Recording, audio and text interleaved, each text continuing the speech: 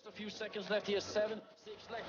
Freiberg goes for the kill, he's going to pick it up. If Just Exists survives, he's going to win the round, there's no time. Oh my God, Freiberg, are you kidding me? They win the round because of it. Yeah, now Freiberg is going to be walking around.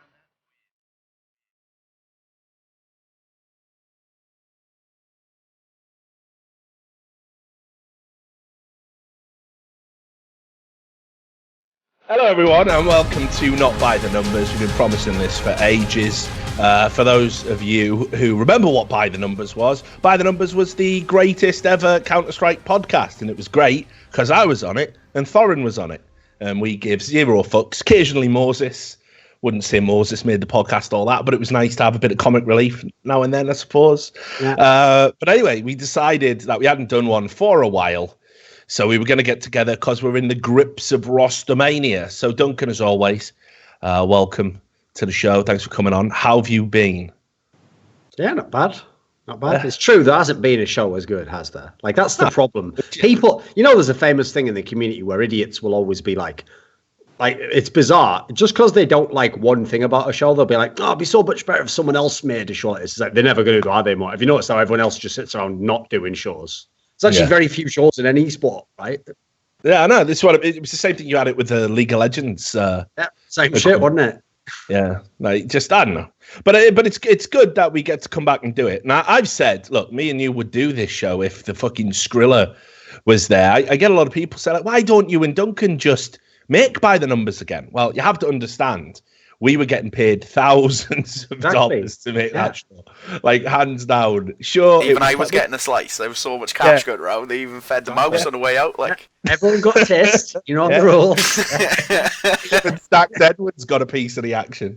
And, you know, like, so we were getting thousands of dollars. And it's not like we're saying we only do it for the money, but we only do it for the money, really. Like, I mean, we got everything else going on. We got our own YouTube channels, completely worthless now, of course, with demonetization. But we've got our own YouTube channels, our own audience, our own projects. Obviously, I do work for Turner. So it's incredibly difficult to justify doing 4 shows a month unless the money was there. Like, someone has suggested, Duncan, that we should start a Patreon. Okay. We should start a Patreon and basically get it crowdfunded to bring By The Numbers back. But and I don't know. Idea. Then we make a StarCraft documentary afterwards, all right? Yeah. And then I reckon after that we should address sexism in gaming. Just look at the sort of the themes. There we go. They can't demonetize those videos, Rich. They definitely can't, mate. I think it's actually time. I would like to come out and announce that I am now a full social justice warrior. Yeah. I just want to make the money now. So, my upcoming feminist documentary will be out soon. It stars Anita Sarkeesian, Zoe Quinn, and Duncan Thorin Shields. So look, here's where I want to together at last. So here's where I wanted to start the show, because obviously we haven't talked really a lot since the major, and you weren't at the major because it was in Krakow, aka the city of the machete. Yes. I don't know if that's actually on, you know, the sign as you go in. You know, like when you went to like Hill Valley or whatever it was and Back to the Future, like City of the Future or whatever it was. I don't know if they have City of the Machete on there, but they should. It's got a ring to it, hasn't it? Yeah, the tourist board are big on that one. Want to get shot in the head? Sorry, we only have machetes here. People only get hacked to death in Krakow. But anyway, so you didn't go and I didn't go. But it turns out we missed. It was like an interesting major, you know. I wouldn't necessarily say it was a classic. It did have some issues in terms of, you know, there were some structural problems at the start, which, you know, PGL did iron out towards the end. Don't really want to focus on that. But just in terms of like the underdog teams kind of overperforming, if you will, and some of the better teams kind of falling by the wayside. It was just it was a strange major, you know. I think it was great for the history of the game and having Gambit, you know, that great story with Zeus and everything. But what did you make of it, you know, from the armchair? Yeah, well, that was the most bizarre part. Is like, even though I do agree, and I've said many times that I think the format for majors, like I would like it to be beefed up a bit more, make it harder to win a major. Like one of the reasons, even if you are against the concept of best of fives, for example, the reason I'd like it to be in the final of the major is because I want it to be like whoever wins that one, like, there's no dispute whatsoever, like you really comprehensively won, etc. So even if that means you sometimes have a boring final, I'd rather it was that, so long as like that was really the best team, And the problem with this one is I can't really just blame the format, because you look at the past majors, and in general, I think because of the pressure that comes with being at a major, it had been pretty legit, the results at nearly all of them. You look back and there's very rarely like upsets. Like the difference is an upset at a past major is like someone somehow makes a legend spot. That's about it, Like you remember when the Gambit team at that ESL Cologne made the first one. But the difference was these teams made it, and then obviously you just got smashed. Like they were out. So it was like, okay, cool, you got an upset, but you're not going any further.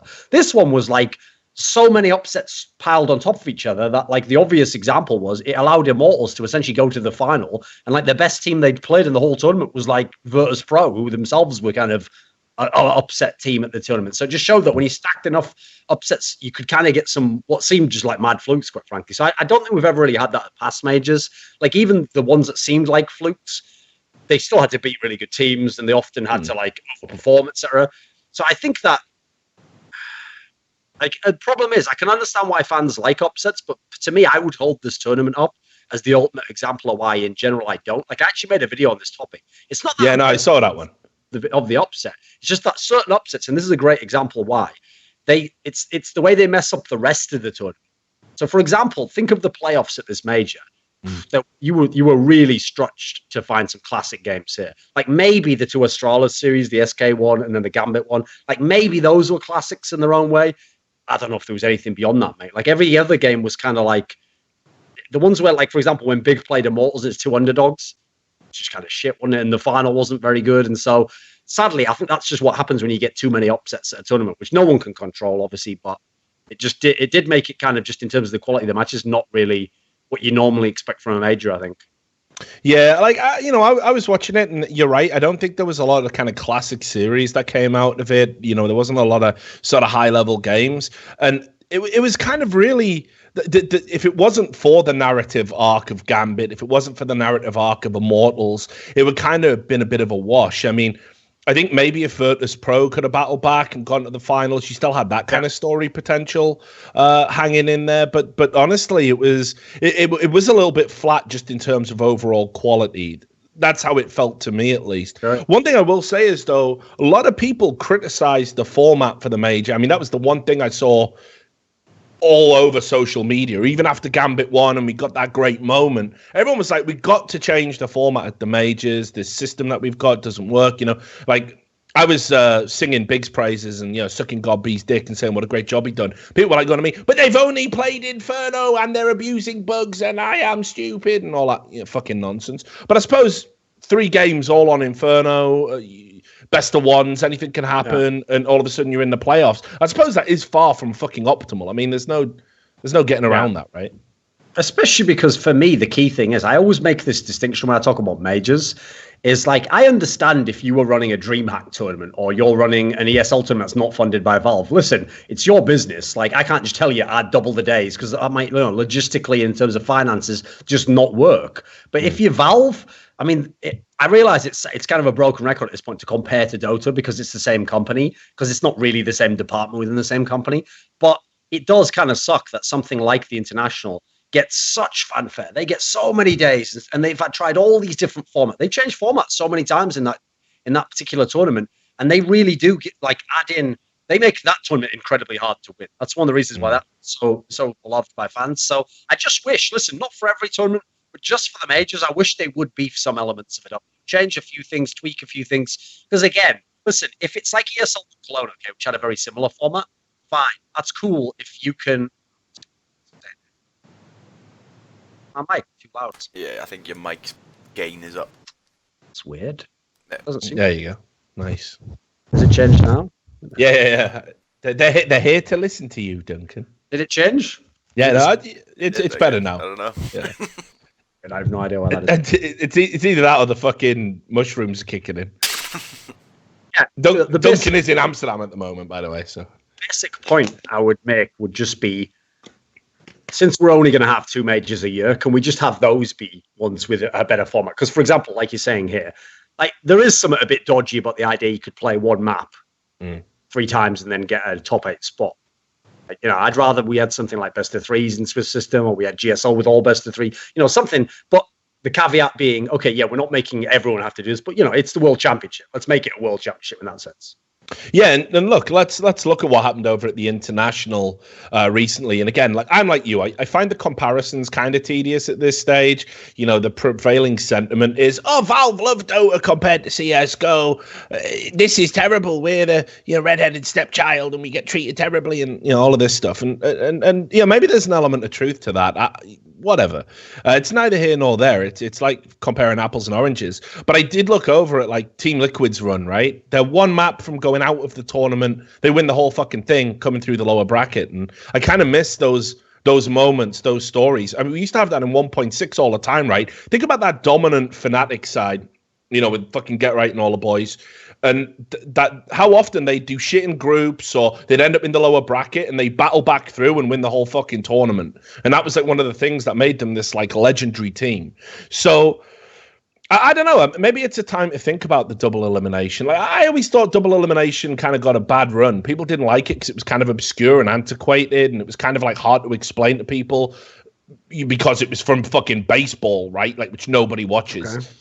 So I don't know. I mean, I'd kind of like to see it back. I think, honestly, double elim. Here's the thing. I think you can do single elim. It's just that when you're talking about, again, on the context of this is the biggest tournament of the year, I think the problem I have with single elim is I feel like then you have to add in more details that people don't like. Like I think to make single elim really good, you have to make the first stage that gets you there really, really tough. And then you might even need some sort of reseeding for the bracket just so you don't end up with anything wonky, like, for example, SK playing Astralis in the first round, And the problem is I think people would be more resistant to those. Whereas obviously with double elim, you can still have a lot of fuckery, but a bad bracket in a way kind of error corrects because you can still go through the lower bracket. So The key thing there is you never like in theory, the second best team can never just for example, SK might have been the best or the second best team at this tournament, but we'll never know because it just went out in the round of 8, Whereas I think they would have cleaned house on most of those teams they would have faced in the lower bracket if we'd had double limit this major. So I think the great thing about it, right, is you have Gambit Gaming win the whole thing. You have Immortals make it to the final, first major that they ever attended. And kind of like with the rise of Brazilian success, what I loved about Gambit winning, what I loved about Immortals making it to the final, is that all excuses that North American teams have had, all excuses that big spending teams like FaZe might use, it's all fucking void at that point. Just shut your fucking mouths. You know what I mean? If Gambit can do it, and they're pulling, Dozier along. So who told him to throw that nade, by the way? No way he thought of that himself. Fuck that noise. Anyway, just want that out there. There's no way. He was being walked, wasn't he? Zeus was like... That's what I'm saying. Yeah, exactly. Yeah, someone has to just walk into his body, throw the nade over there. There's no way, Dozier pulling out 200 IQ plays. Fuck off. Come on, mate. Come on. Well, wasn't it Get Right who did it first? I think Get Right did it first. Well, yeah, But the only way Dozier could have replicated it was if the video of Get Right doing it was played in front of him at the same time. Maybe then there'd be a fucking struggle. You know what I mean? Fuck off. Anyway, so, right. So Gambit Gaming fucking just won a major with fucking Adrin, back from K23. I think there's a compelling argument to say Adrin's one of the best players in the world right now. Seriously, maybe I'm mental, but I do think that he's wildly consistent, dropping bombs everywhere. And they've done it with this kind of ragtag bunch of younger players, unknown players, guys like Hobbit and that, and veterans, right? And then you look at Immortals making it to the final with what is the second best team in Brazil, and not even a stable roster or whatever at this particular, So how is it these North American teams and all that can't get it together, and why can't FaZe with all the money they've spent get it together? So I loved it because it. Pretty much the major, the way it went, this is what kickstarted Rostermania. You know what I mean? No, I agree. By the way, yeah, I think actually the results what's funny is obviously the two teams in the final of the major actually might end up having changed before they ever played another game. So that kind of shows how wacky even the results there were. That it's not even like the best case scenario for them saved them from a roster move. But I agree. I certainly think it like for example, I think it put FaZe into overdrive on roster moves. You know, they might have done one if like one player was available, but I think they just thought, right, scrap the whole thing if we can come last place, you know, and just start over. So yeah, it did seem like people went absolutely apeshit on the roster moves. Yeah, I mean, I do think that unfortunately, like you just look at the results of this major, and I'm actually one thing that I am a little bit concerned about is that we had this after the last major as well, where everyone made the roster move. I realized they'd all been planning to do it before, you know, and they would just wait until after the league major to make the roster moves. But even though I do agree a lot of teams do need to change like rosters, I hope this doesn't just become a thing where every major, because by the way, that is something that also was the case in Dota. After the international, everyone would just change the fucking lineups right after in Dota 2. So I hope that's not like a permanent thing. Like I hope in future, if someone has like a good lineup, that they just stick with it. You know, you can do a few changes, obviously. And by the way, on the point you said about the NA teams, that's absolutely totally legit, isn't it? Like think about, they've been present at every major. They've been in all 11. And yet a team from fucking CIS won one before them, not even the best team either. And then, obviously now we've had two different Brazilian squads make the final. So you can't, there's no real excuses left, is there? No, and look, they've tried them all. I mean, like, we go far back. I'm sure we've talked about this on previous episodes of By the Numbers. But, you know, some of the excuses that were being put forward were just absurd. First, it was, none of us make any money in NA, you know, before this great wave of venture capitalists and all that came in. Then when that happened, it was, we're just making too much bloody money in NA. They literally put that forward as a fucking argument. Like, yeah, we're just too bloody overpaid, so none of us want to try. Like, are you fucking mentally ill putting that out as an excuse? Like, obviously, no fan should tolerate that. Then it was, we just got a lack of in-game leaders. All right, so who the fuck's stepping up? I think that's bullshit anyway, by the way. I think you got guys like Stanislaw out there who I think is a fucking wicked in-game leader, really underrated, underappreciated. Yeah. It was just excuse after excuse. Then, that was the other one. There's no young talent coming through because of the way the game's up. You produced probably 3 of the best rookies in World CS in the last 12 months to 18 months, you know? Yeah, for sure. Stewie 2K, automatic. I mean, perhaps it's unfair to call him a rookie. I don't think it is. Fucking Rush is out of this fucking world now. You know, you've got other ones coming through. It's the CIS region, I suppose, as well, along with NA, that have been producing the great rookies. Like, who the fuck saw Electronic and Hobbit coming? But yeah, it's just, I know, it's like, you've got to look at what they've done. And for me, it's always been about lack of preparation, lack of effort, if you like, within NA. And, you know, we'll talk about the C9 moves in a moment, but I'll dedicate, because it follows on from that thought. Thank fuck Shroud's retired. Like, just thank the Lord. Like, you know, you must feel the same way I do. I saw it on all the threads on Reddit. I love you, Shroud. Thank you. This is a guy who pretty much publicly said, I'm thinking about retiring.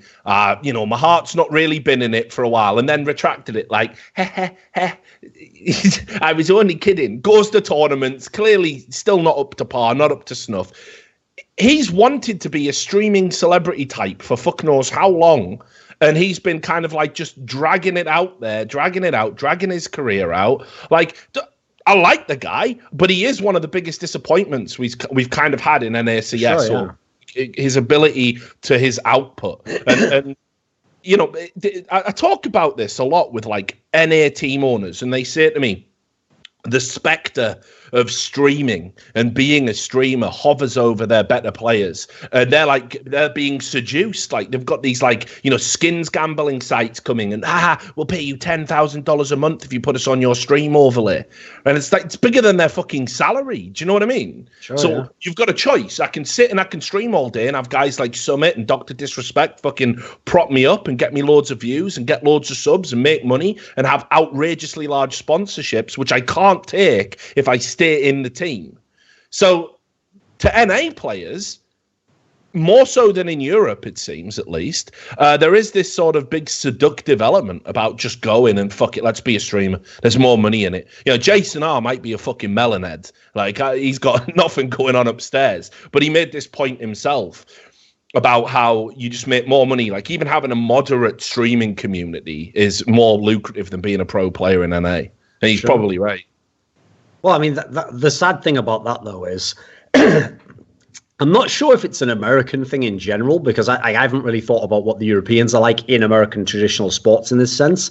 But I know in American traditional sports, that's a big problem in itself. Like, there's loads of people in fucking the NBA, the NFL, who do that shit where they're like good enough, where if they just stuck with the same team for like 2 more years, you know, they could win the title, or maybe they're good enough that they could transfer and be like the 3rd best player on another team. But they come to that contract year and they play like shit, like, I mean, really hard, you know, like they play super hard, they go super hard for the contract, and then they just go to like a bad team, get the max contract they can, and then they're like, haha, I've got loads of money. It's like, yeah, but you wasted your one chance to be a legendary player.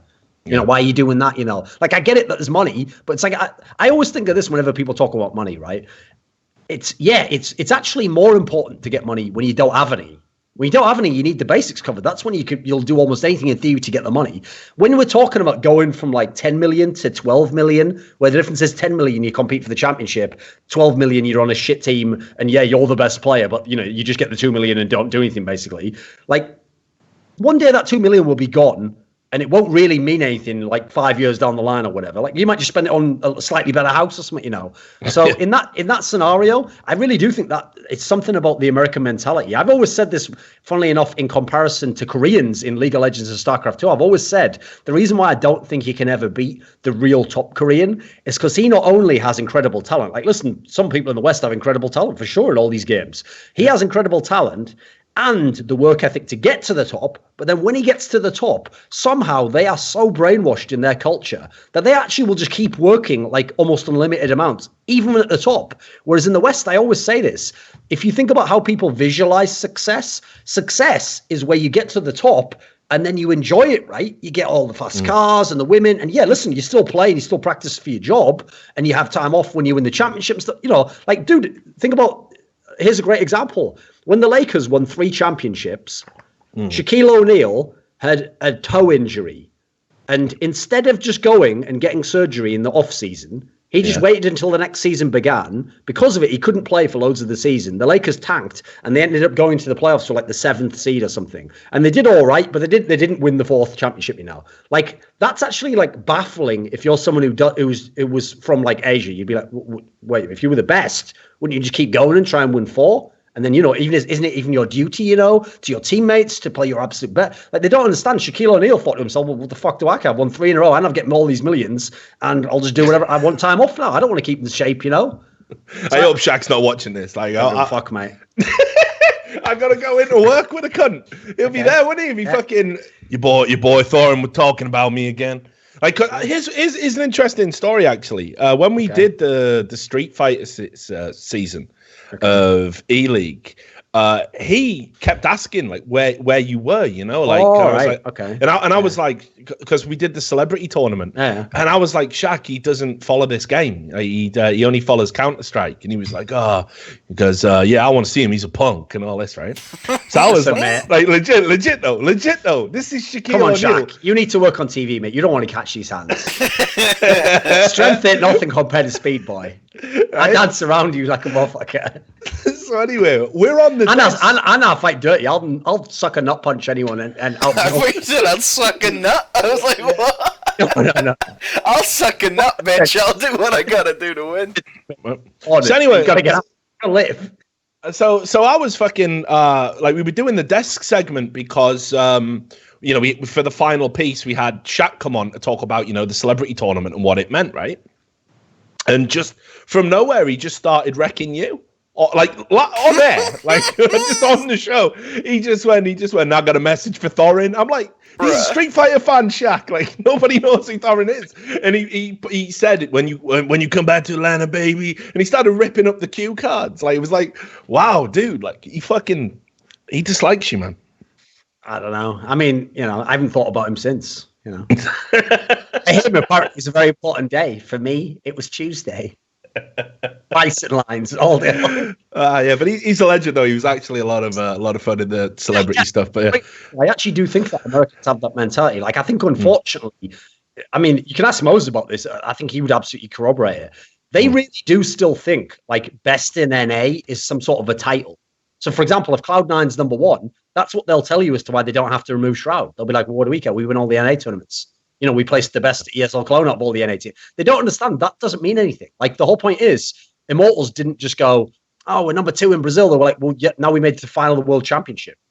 You know, that should be the goal. You gotta aspire to something more than just being good in the context that, you know, the whole point is, I mean, this is a classic statement, right? If you are good enough where you could be like an A-star student, it's not really that cool to be a B. It's just not cool, is it? No, of course not. Like, it's, of course not. I get that it's objectively a good grade, but the whole point is it's not really cool because it's about what could you have done, you know? And I feel like until NA can solve that problem. And unfortunately, I have to say, the people who've gone the direction that they could solve it tend to become outcasts, like in Hiko, where he had that super dark period before he got Team Liquid together. You can see what Elijah's going through now. Mate, Elijah's been in a situation where he might have joined a bunch of these top NA teams, hasn't, for some mysterious reasons, you know, because people think he's a whiner and got bad rep, you know. So I've got no sympathy there. Like, I don't know. Like, Elijah knows it. I've got no sympathy for his stuff. Like, he's a passive aggressive kind of guy, and you know, all of the, you know, all of the stuff. Like, I don't know. I think any teammate that says to another teammate while you're still teammates, yeah, I'm fucking out of here. This is shit. Like, I think if you're saying that to your teammates, that's going to only create further problems, right? So it's hard for me to sympathize. I think he's a fucking amazing player. I think in the dream world, you know, you take automatic Stewie 2K, Rush, Elige, maybe Skadoodle if he keeps playing the way he is, or maybe you determine that somebody else can AWP and you get an old wise in-game leader to keep all of the parts, whatever. But I think if you put those 4 together, that's it. That's an NA team that will go and win you world titles, like, no doubt about it. They'll win you international titles. But unfortunately, like, it's just hard for me to kind of like ever say that if I was a manager and I was putting that team together, yeah, let's get Elysian. Because I just think, well, what happens if things are bad? Elysian's going to be, I could go play Overwatch me, you know, right, brilliant. And it just sours the mood. It sours the camp. So it's like, it's hard for me to kind of go and bat for him. Meanwhile, I see Stewie, and despite what that World Star video will have you believe, he is a fighter. He battles away. Okay, you want to know some straight fire, Rich? You know, I only bring straight heat. Yeah, Stewie 2K is someone who himself stopped Cloud9 getting better rosters. He was instrumental in amazing players not joining that team. Tell me, he absolutely sabotaged some of these moves. He just actually, you know, like either didn't want the moves to happen, or him and some of the others were instrumental in making sure players didn't join who might have otherwise. Like, all these big roster moves, that's the sickest thing. NA is actually so underwhelming because if you know some of the rumors over the last 9 months, like, they almost had the worst outcome where, like, none of the lineups got better. Like, for example, the funniest one was, if you remember, Hex basically had to, like, fucking, you know, all hands on deck, Mixwell and Rush are leaving to Team Liquid. That was real. They were like out the door. And somehow, I don't know how, I assume he just got him in a fucking hit this shit, motherfucker. Oh, you like to get wet, Rush? What the fuck? You know, like some shit like that. Like, I don't know, you like to get wet, Rush? Smoking PCPs. I don't know what he told them in some garage somewhere. Why is he giving him crystal? What is happening here, man? Is this in the 80s or something? Yeah, you know. Yeah. Anyway, keep on with the point, like. Yeah, so the point is, all these teams could have had these big roster moves, which are the sort that are going down now, you know, blockbuster moves. Yeah. And yet they've still somehow... It's the key point I'm making. It's not just the orgs. Like, I will say the orgs have been a massive fucking roadblock, because the thing the orgs have all done is every single one of these fucking orgs, including Cloud9, signed all these fuckers to like 2 or 3 year deals with ridiculous buyouts that no one's going to pay, you know. So as a result, that already makes it hard. But then some of the orgs did realize, like, we need to get a better player. So they'd make the move, you know. They'd reach out to the player, get players on board, right, team on board, teams on board. Everything's, you know, you've got all the pieces together. It's like example of one of those DK stories where he tweets out, oh, this player's set to go there. And then Moran's like, but he didn't go. Yeah, exactly. And that's not, we're not talking about European style where, you know, they couldn't come in and agree. Like, sometimes the players are like, we don't want you, fuck off. It's like, brilliant. Well, I can't make that roster move now, can I, if I'm the team owner? So people don't realize, that's why I have a hard time with NA as well. Because if I really thought all the players just had the drive, you know, and they just didn't have the right teammate or something, I don't know how many of them there are who do have the proper drive. Like I said, there was some stupid shit going on where they were keeping people like Shroud in the team over mega players, mate. As in, I can't say all the names, but just start thinking, list off like the top 5 players you want on Cloud9. 3 or 4 of them could have been in over Shroud months and months ago. Okay, but like, so on the one hand, yeah, I agree. You know, and I did say, yeah, fucking, it's good Shroud's finally retired and is going to go and play PUBG and just, he'll be happier, right? And he'll be having a better time. And it frees Cloud9 up to now go forward and actually go and be challenging on that world stage. But equally, Stewie 2K, despite his younger years, you know, you would think nothing would be the guy who would be the leader, right? But Stewie 2K did step up to the plate, did take up a leadership role within that team. And I can kind of respect an in-game captain saying to an organization, no, I'm going to fight for my players. I want my players to stay here. We're going to get it right. I can respect that, even if in hindsight it's a dumb move, you know? You don't agree? He's just saying there's a problem with my mic, right? Oh, yeah, don't worry. Shall I put the volume down or something? Yeah, I think it's peaking. It's when you get agitated. Yeah. It's when you turn into Alonso from Training Day. So is it better when it's lower now? Is this a good one? Yeah, this is fine. It's fine. Yeah, so I mean, shouting too loud. I don't do that in my videos because I'm just talking at my own voice, you know. I'm not having to give Training Day analogies. I'm not having to be Hex from fucking Denzel Washington. So I mean, Kong ain't got shit on me. I don't have to do that, do I? You not usually. So you know, I don't know if you agree with that, but like, if I was a player having a hard time on a team like Shroud was, yeah, I'd want my captain to fight for me to stay on the team. I wouldn't want my captain going, yeah, cut him, he's fucking shit. You know what I mean? That would fuck me up. No, but that's the thing. Like, here's the thing. I don't blame Stewie 2K in as much as he's so young and he's never done that role before of being a captain, by the way, being a leader. But yeah, he's not going to be good at it. It takes time to improve in that area, etc. But here's the part that I don't get about it. It's like, here's the thing. I got it right up until late next year.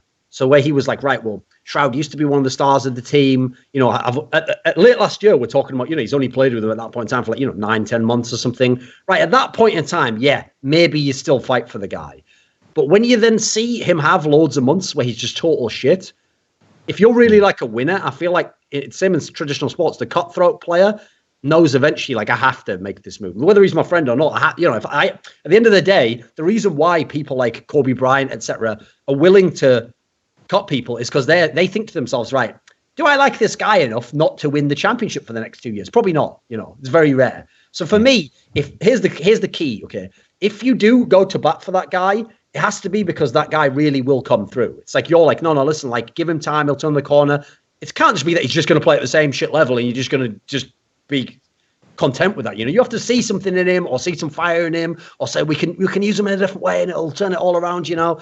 Like, that's where I feel like Stewie 2K got a bit lost. I agree, though, he should never have been in the captain's position in the first place. Like, he should have been like, you're the superstar rookie. Cool, you go and do your thing and we'll sort the rest of the team. And that's where I feel like, actually, yeah, I agree. People like Nothing actually probably failed in that respect because I feel like at the position they're at in their career, if they're not going to be the captain, they have to get someone who is. Like, you have to have, that's another thing. Aside from in-game leader, forget just tactician. You need people who are leaders. And I feel like that's what NA has lacked for quite a while now. Like, Optic essentially Zeus proves it. Themselves. Fucking Cloud9, yeah, they've just had this young core that because they're way better than the rest, somehow just let the old ones just do whatever the fuck they're going to do. It is a nightmare scenario. Yeah, I mean, like I said, that Zeus proves the importance of an in-game leader and an actual, not just an in-game leader from a tactical perspective, but just a fucking leader, just the way you carry yourselves, you know? So look, we'll start breaking down some of the roster moves. I kind of laid them out in chronological order. Some of these will be garbage, but we can just have a laugh about them. So let's start with the Valde saga. Valde, you know, phenomenally talented Danish player, found himself kind of benched at Heroic, which made no sense to me. That's one of the strange benchings like I think I've seen in Counter-Strike in recent years, that the guy who you would expect to be the star player kind of being like put on the sidelines and nobody's saying why. My sources told me it was because he tried to negotiate and move away from Heroic, and basically Refresh just came in and were like, shut it down. No one leaves Refresh. That's weird, because Heroic was one of those player-owned dogs. So wait a minute. Yeah, it's mad, isn't it? What would Refresh have to do with it, though? I know, it's crazy. We're all liars. We're all liars. Yeah, we're all liars. But you know that's what I'd heard on the grapevine, that basically Valde was trying to get out of the org. They didn't like it. They said he because he wanted out, he wasn't committed. I suppose there's a logic in that. And they put him on the sidelines. But this is like, for me, he was like the best player in that heroic team by some distance. And the idea that you would bench him. So that was weird. But anyway, he got released in July from his contract, and he tweeted out saying, "Hi, I am now free from the refresh gulag. Please, please, the uranium mines haven't wrecked me too much. Please come and pick me up."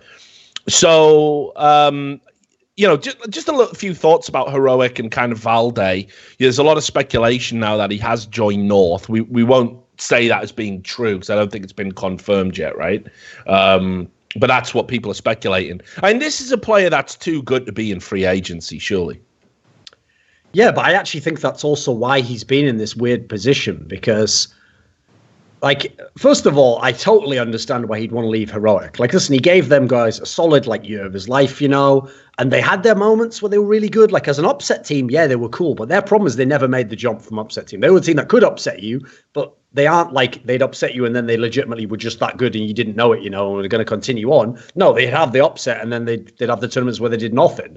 So I kind of agree. Like, he definitely had... Listen, he'd give more than he'd gone above and beyond the Call of Duty for Heroic, but he's clearly the best player there. He needs to be on a better team. And so I actually feel like that's why we had this very weird situation where he left, or his contract was coming to an end. And I can even to a degree understand Heroic thinking, right, well, since you want to leave anyway, we'll bench you for the end of your contract and play without you. Because you could always use the logic of, like, they wanted to get us started, on the next lineup and prepare. It's just that the part that was stupid about that, obviously, is the hubris of thinking, like, we don't need our best player, because where was Heroic in the last few months? They did nothing. The new lineup did absolutely fucking nothing, like, literally. So, that was... Couldn't even beat Envious out in DreamHack Atlanta, right? So I would just say, I think the reason why you've had this weird situation is because he could have taken some early offers. Like, listen, I was out there trying to... As I always do, whenever a player's in that position, I'm always like, listen, I know some NA Elgs who are very good who would like you to play for them.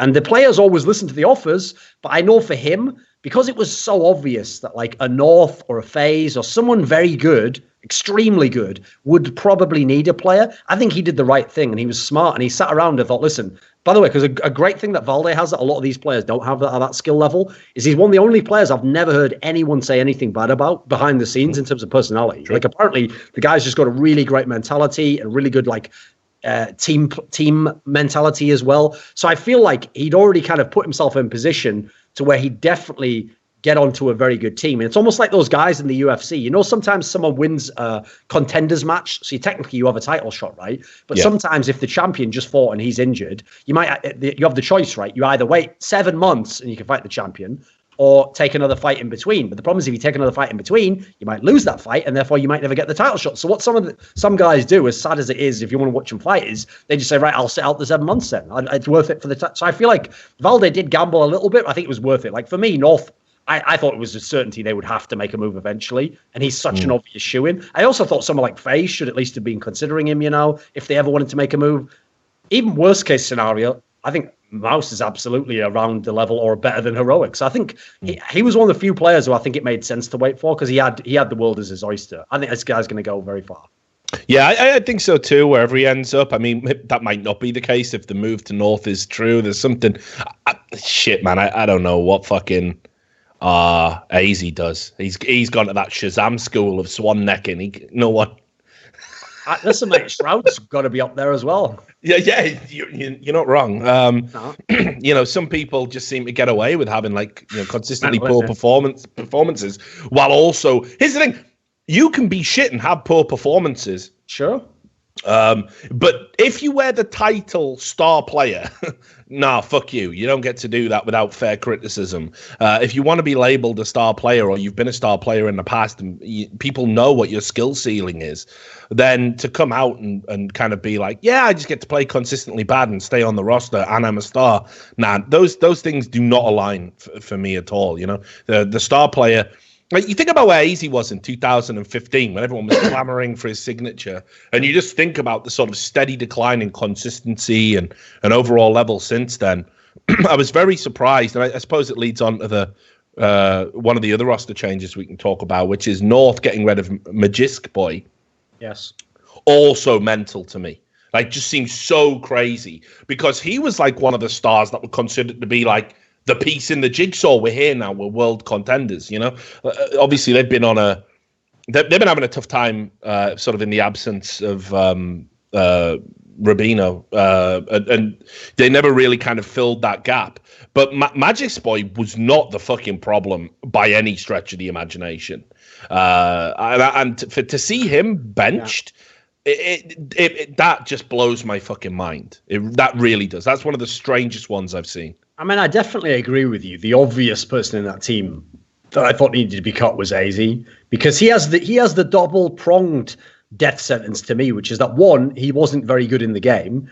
That's already like a criminal as it is. But then number two, he openly is someone where people say, he's got really big confidence problems. Right? Here's the thing. I'll take a gamble on a confidence player if I'm heroic, right? I have to get whoever I can. Sometimes that might be the only way you might get a good player onto a team like a heroic. You take someone like Modi. Oh, he had a bad rep before, but we know he's got skills, right? I'll gamble on him because he's better than I could probably get otherwise.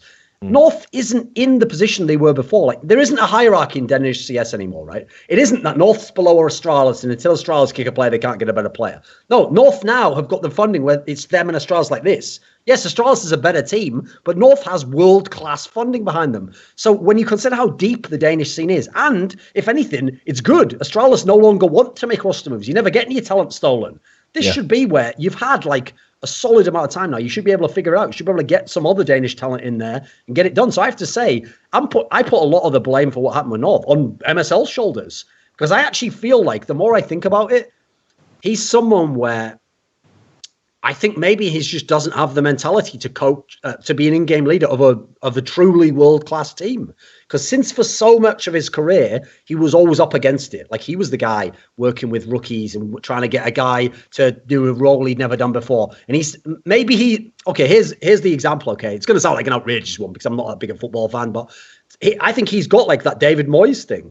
It's like, if you give him a small team, it'd be fucking fantastic. He'll work magic. He'll get the team up there. But maybe he just doesn't have the mentality to have big players and then lead the world-class team. I don't know why. I haven't really gone super in-depth on it, but it does feel like there's something off because he had all this talent now, and some of it still looks pretty good. Most of the players in the team are good, but there's something really off about that team. They're so underwhelming. It's amazing. Like, the only other team I can think of who are even close to as underwhelming is Navi, but I at least get the Navi one because they didn't have a real in-game leader. That was obvious, It wasn't their fault. That was the Valve one that fucked them. In theory, in North, there really is no reason why they've been so underwhelming. They've had all these good players. They just do nothing. And I feel like if you look at MSL's attitude, his attitude right up until now when they've made this roster move has always been like, there is no problem. What do you mean? Everything's fine. No, we love each other. This is a real team. No, everyone does their role well and they're doing what I ask of them. And you know what? We just get unlucky. We lose close games. It's like, come on, mate. There's no excuse anymore. You've got all the players. Now you have to actually win the tournaments, Yeah, and look, I think... I've known MSL a long time, and look, I think he's got some idiosyncrasies as a leader. For starters, one of his strengths is he is very good at overpowering egos in teams. That if you come to an MSL team with an ego, he will beat it the fuck out of you. It's his structure. It's the way he plays. If you don't want to be that way, he will sit you the fuck down, and he will fucking just explain like, there is no flexibility here. We're not doing this by committee. He is the antithesis of Carrigan in that sense. He just says, this is what we're doing. And that's why him and Pimp, who had famously played together in successful teams for years, that's why him and Pimp could never resolve things, because Pimp very forthright about how he wants to play the game and how he wants to express himself. But MSL is a very authoritarian leader. And in a battle of egos between MSL and a player's ego, MSL wins every time. And I think that's useful. I think that's a useful skill to have in a team. The problem you've got is MSL, whether he wants to admit it or not, he is not a supremely confident team leader in the sense that when he goes into a game, like, he's got all these like weird superstitions. He's got players. He's like, we can never beat these guys. Like, already in his mind when he goes into games, particularly with some of the Swedish rosters. And he can't get a player who is struggling for confidence and buoy them up. He absolutely does not know how to lift a player who is flat, and he doesn't have that in his locker to do that. Now that's where I thought Rugger would be kind of the magic sponge, the guy who was going to fix that particular problem within the team. Because Casper himself used to be an in-game leader in Counter-Strike Source. He was always an older player. But his kind of talent was in building up young Danish players, giving them the tools they needed. But it just doesn't seem to have gelled. Like, Rugger kind of seems to be very pedestrian in his coaching role, and MSL doesn't seem to be able to give the necessary lifts to AZ. I got to say as well, it's not as if Cage and B and Config have been incredibly consistent and they're being dragged down overall by AZ. Sometimes they've gone missing in big games as well, which, when you consider their pedigree and talent, that's not acceptable. So bringing Valde in is definitely going to be an improvement. But holy shit, like, Magic's Boy had to stay in the team for me if they were going to be like a top high-level team. I think as long as they've got the issue of relying on confidence players to turn up and deliver, I think North are going to struggle, honestly, and they don't impress me very much right now. I also just think that they're like, maybe that's part of the problem, is if you think about it, when you have a lesser set of talents, sometimes you have to accept that this guy here is never going to be Forrest, right? So whatever he can do, okay. In fact, that's something as a leader sometimes you do, right? What can you give me, right? You can give me this. Okay, I'll work with that, right? You're going to do this. He's going to do that. The problem is, in the team that he had, I think he almost had to like challenge people. Like, he had to be like, listen, Config, if you really are like the best player, fuck it, then we'll put you in all your best roles and it's on you. I'm going to give you all the spots you want, all the position you want, and we're going to ride this thing as far as you can take us. Whereas instead, I feel like he almost did he just accepted all these faults that all these players had and was just seemingly fine with it. Or he lied to us all in interviews. So one of the two, mate. You can't be both at the same time, right? Yeah. I mean, so overall, like, do you think that, assuming Valde does go to North, do you think they're going to get back to where they should be? I said this a bunch, I know Rubino wasn't cut. Apparently, he wanted to leave, and it was his decision. I believe that. I don't think that's kidology. But I remember for months before that, me saying on Twitter all the time and at tournaments, Rubino is the glue that holds this team together. Everyone's like, but Rubino is shit. Like, right, listen, idiots. Like, that, there are things that go on off the server as well, by the way, as on the server. You've got to have somebody who's willing to sacrifice their own fucking scoreboard placement, their own ego, how they're talked about in the community. You've got to have somebody on a team that is willing to sacrifice that if you want to succeed. And, I just think without him or a player like him, and I think even with bringing Valde in, I still don't think they fixed that problem. I don't think North are going to do anything on the world stage, considering the money they're getting since they had this big move to North. It's almost, I don't know, it's a real shame. Right now, they are massively underachieving for the talent on that roster. Oh, I mean, what's funny is if you add that detail, I realize, like, listen, it's correct, right? When most of the time when you analyze the game, you should just look at the players. You shouldn't think of, like, how much money does he make and stuff like that, because it's not like the NFL where every star player should make roughly the same money, and therefore you can judge equally. But I will say this. I realize people absolutely stupidly and pedantically bashed Moses because his numbers weren't exactly correct about the idea that NA teams make less. But listen, talk all the shit you want on Cloud9. They made it to final of a tier 1 tournament with way less salary than other teams. The difference with the North one is that is the most overpaid average top 10 team you will ever fucking see in Counter-Strike history, except for the old phase maybe where they used to get paid and never make the playoffs. Like, that's the level we're talking about. Like, one of the highest salaries in the world, and you still underwhelm everyone and don't do anything. Like, come on, mate, that's unacceptable. Again, what excuses do you have at that point? None. Well, none. Absolutely none. Look, I do hope they can turn it around. I'm not going to hold my breath. We're going to see where Magic's Boy is going to end up. He's saying he's got a team now. A lot of people are speculating it's going to be some sort of European team at Optic. No idea if that's true. Makes sense. Yeah, look, at the end of the day, but it's weird. I mean, like, I respect what Magic said on Twitter. He said, I had loads of offers to go to NA, but money means fuck all to me. I want to win trophies. And a lot of CS players say that shit, and they just don't. They're like, money means nothing to me because I cannot command any money right now. And as soon as they get the offer, they fucking bite your hand off. But for Magic's boy, I mean, I believe it. I think he's genuine when he says like he just wants to win. Like I watch how he plays and how fucking red he gets. And, I think that's a genuinely passionate player. So, like, where do you think he's going to end up? And, do you think he's the sort of hot, not prospect, but, like the player people should go after in free agency right now? Like, is he the number one pick, if you like? Well, to me, the key part that would make a lot of sense about the Optic EU lineup is think about who Optic have left. So one of the few people they have left is Mixwell, who has been constantly telling almost anyone who'd listen behind the scenes, I want to please leave America, help. I would like to leave Optic now. And it's like every time he leaves, it's like fucking 12 years a slave or something. They just hunt him down and bring him back. Back you go to the plantation. I'll make so fucking hell. It's unreal, isn't it? Like, he can't get free, can he? No, he's been having a tough time. Yeah, so ideally, you think of all these talents that are out there in EU that the people are talking about. Megisk, Alu. You go ahead and Dennis from Fnatic maybe might be leaving.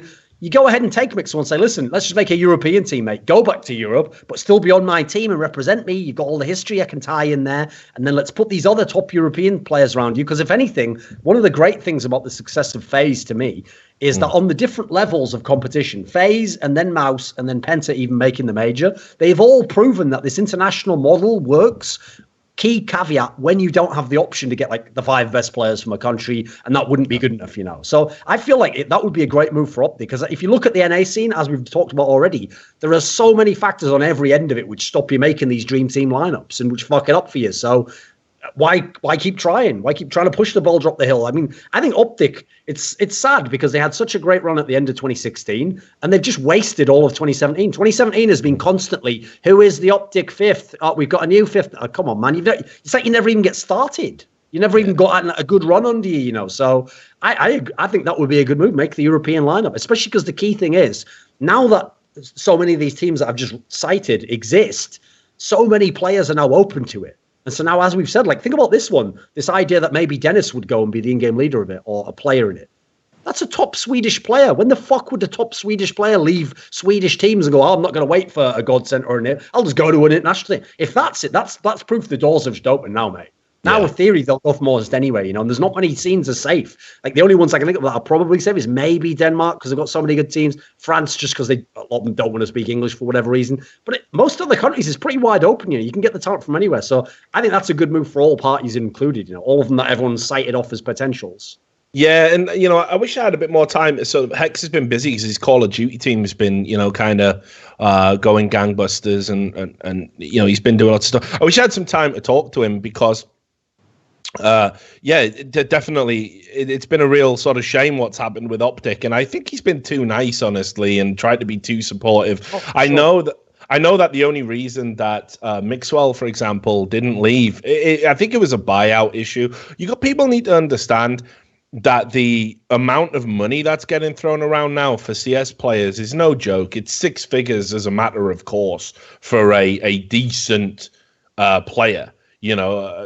We're talking 150,000 plus for a decent world player. Before you start putting in branding and everything else, it's crazy money. And obviously, Optic they put a lot of investment in. Keep in mind, Mixwell was like just some guy on fucking ESEA or something before Optic picked him up. Everyone was like, oh, this Spanish player might, they took the time, they scouted him. And yes, he's absolutely been chronically homesick to living in NA. Somehow, it hasn't been publicized as much as Simple, who was like, look, I think NA is a great place to live, but with my family and friends, I just need to be back home. Everybody was talking about that and saying the org could have maybe done a bit more or whatever. But Mixwell has been in the exact same boat. He hasn't had a great time. He's been looking to get out, and I think Hex, he'll never hold a player. He'll be like, look, if someone will pay the buyout, but for whatever reason, people have decided not to. And I think that's insane because Mixwell has shown how good a player he is on the world stage repeatedly. I think he's somebody actually who hasn't even peaked yet. I think he's still got a little bit further to go. So very strange. And I hope they can fix it all because Optic, they're a tremendous brand. And if you think about the adventures that they've had in Counter-Strike since picking up what was the team originally? They picked up the one with the knights. Was it Tempo Storm? No, Conquest. Conquest, that was it, yeah. You know, when they picked up the Conquest guys and then that went on to become the team that it did, nobody saw them winning any tournaments with it. Everyone was like, these players aren't good enough to play for Optic. Start winning tournaments, going to the finals of tournaments, and then it's just like they just tear each other apart. You know, like you've got passive-aggressive Nafly and Stanislaw not getting along, and then it's like, well, okay, we're going to bring in some players from Team Liquid and fix everything. Nope, you're wrong. They're going the other way. Nope, you're wrong. By the way, can we just fucking acknowledge that as one of the stupidest moves of all time? Stanislaw leaving to go to Team Liquid. I don't care what they paid you, mate. You fucked up both teams. Yeah, I mean, no doubt, right? But here's the thing. You've got to look at it from Stanislaw's perspective, right? Stanislaw used to be a bit of a rager, a bit of a hothead. He quickly realized that playing in the Optic team, he was going to have to be the guy that de-escalated everything. So he kind of reinvented himself as Mr. Cool, Mr. Collected, Mr. Calm. That's what he was doing. Fucking Major. Yeah, Mr. Major. Yeah. There we go. He invented himself, mate. There we go. Yeah, but that is what he did, and he found himself. And I said it at the time when he moved to Liquid. I'm like, if you go into Liquid to get away from fucking egos, guess what? Yeah, you know that's like I will leave Arkham Asylum and I will go and work in I don't know. I don't even know. I don't know any other asylums. Yeah, with the Kardashians. Right, Bruce. Shit, I meant Caitlin. Fucking hell, it's already started. Please stop this. Please don't get... so anyway, so anyway, so he I think he did fuck up, but then again, I don't envy his fucking role in having to try and keep like Rush and fucking Nafly or whatever it was from tearing each other's heads off, because we've all seen the games where like Nafly be like, what the fuck are you doing? Like on all chat in a fucking match that's being broadcast. You're like, if you're Stanislaw, you're like, please, please. So I don't blame him for going at all. Even though, as you said, he fucked everything up, obviously. but he just wants a bit of peace. That's also a problem NA has just as a general trend to this day. They still just constantly try to make... Here's the key they make. They don't just make all-star teams. They make all-star teams with like the most ridiculous hot take all-star team. Like, well, this guy's amazing. I've got to have him on my team. It's like, here's an idea. Since you can see that attitude and personality fuck your whole scene, just put 5 cool players together. People who aren't mental. How about that? Make it... If you're Stewie 2K, don't go, I've got to have this guy because he's doing really well at the moment. His skills... Fuck that. The fact that Gambit can win a major shows it's not about just having the best players, mate. Get players that actually fit together. Yeah, no, but nobody thinks about chemistry. That's the one thing that like nobody ever seems to think about when they're putting teams together. And unfortunately, one of the things that organizations do is they let players sort of dictate. Yeah, I'd love to play with him. We all know this goes on. A player will say, oh, that player's really good. I've been pugging with him. I think he's amazing. Let's bring him into the team. You're like, do you have any idea about whether or not you can get along in a team house, in a sustained, controlled environment? No, you have no ideas about that. There's no trials. You can't have a trial like, oh, we're bringing him in for 6 weeks to see how he does. And, nobody will do that because the other organization will be like, you are distracting my player. Wah, wah. And, it goes the other way as well, mate. Like, dude, no joke. Okay, so you remember when just before Automatic was in TSM, you remember he was in that Neelam team that Hiko joined. Yeah, then he was in Call initially, and I think his contract got bought or something. He went to TSM. Right? TSM. Around the period, I think it was just before he was in TSM, I have never, prior to him joining C9 and doing well, I have never heard a single NA pro privately tell me he is anything above an average player. Oh, now they will. Now they all know he's really good and he's a fucking brilliant player. Not a single one of them could identify talent back then. None of them. No, of course not. And even worse, he's someone where if you look, he's another person like a Valde has a fucking fantastic attitude as far as we can tell. No, but I think it was like when we looked at like Automatic, he'd been in 6 teams in a year or something before he had this move to C9. And, nobody was talking about how good he was. When he was picked up by C9, I was like, well, he's Stewie's mate, isn't he? That's why he's in there. But Stewie 2K fucking played a blinder Not only did he know to bring him in and knew he would fit as a personality, he also put him in roles that enabled him to be fucking amazing. And all of a sudden, he was wrecking SK Gaming single-handedly, 40 frags. You know. Like. Speaking of which, by the way, while we're bringing all this up, let's not dance around it. How does every NA top team have some player that is like in what we were talking about with Izzy? Like, how is he still in the team? So for C9, right, Shroud's the obvious one. Yeah, Skadoodle at times, but mainly Shroud. Then you go to Optic. How is that NAF guy still in the team? Do you just get to live off that one good E-League file for the rest of your life or something, you know? And you go to Team Liquid. Does Nitro just weave a magic spell every night? What does he do? How does he stay in that team forever? Blood I don't get it. Yeah. No, he does, mate. He brings in the fucking Red Witch or whatever, and he has leeches on Leech's dick. Like, oh, there we go. I've got the blood of the king.